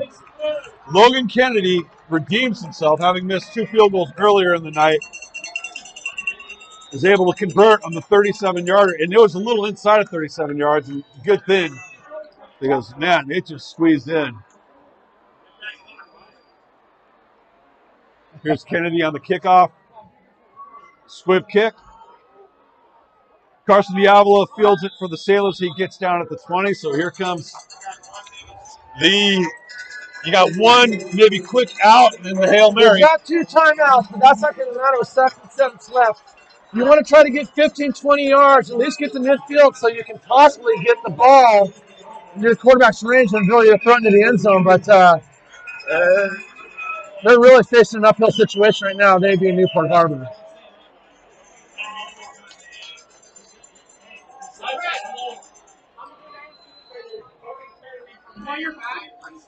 And if you're Cypress, nothing gets behind you. No, you talk about everybody back.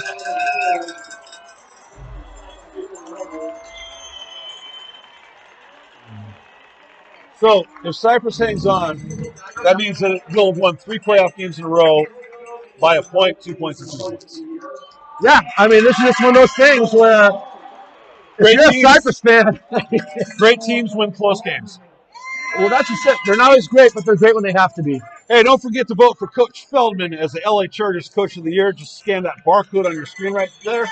Coach Feldman, LA Chargers Coach of the Year. You still have time to vote.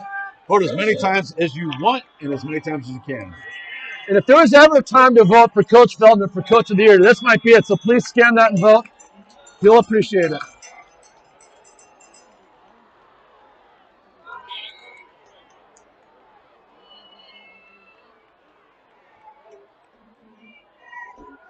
So Joseph back to pass. It's going to be sacked. Gets out of bounds. No time on the clock left. Almost got out of bounds. Didn't complete the pass, but that's going to do it. The Centurions are headed for the Division IV CIF 7-section championship game to be played next week. What a game! Cypress 17, Newport Harbor 14. So, we're glad you tuned in.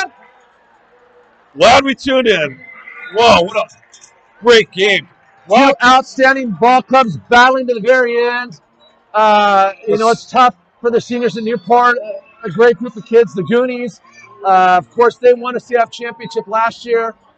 Came up a little short this year for Cypress. This is Coach Feldman's second opportunity to get that ring. He's had an outstanding career. I think that's the one thing that's eluded him. It's like his coaching career has been a Ferrari, but he's got a scratch on that hood.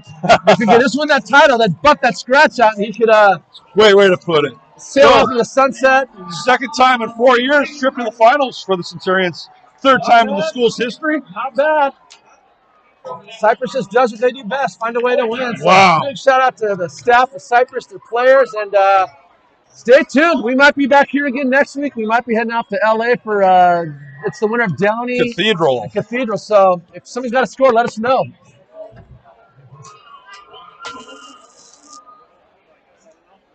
Great job.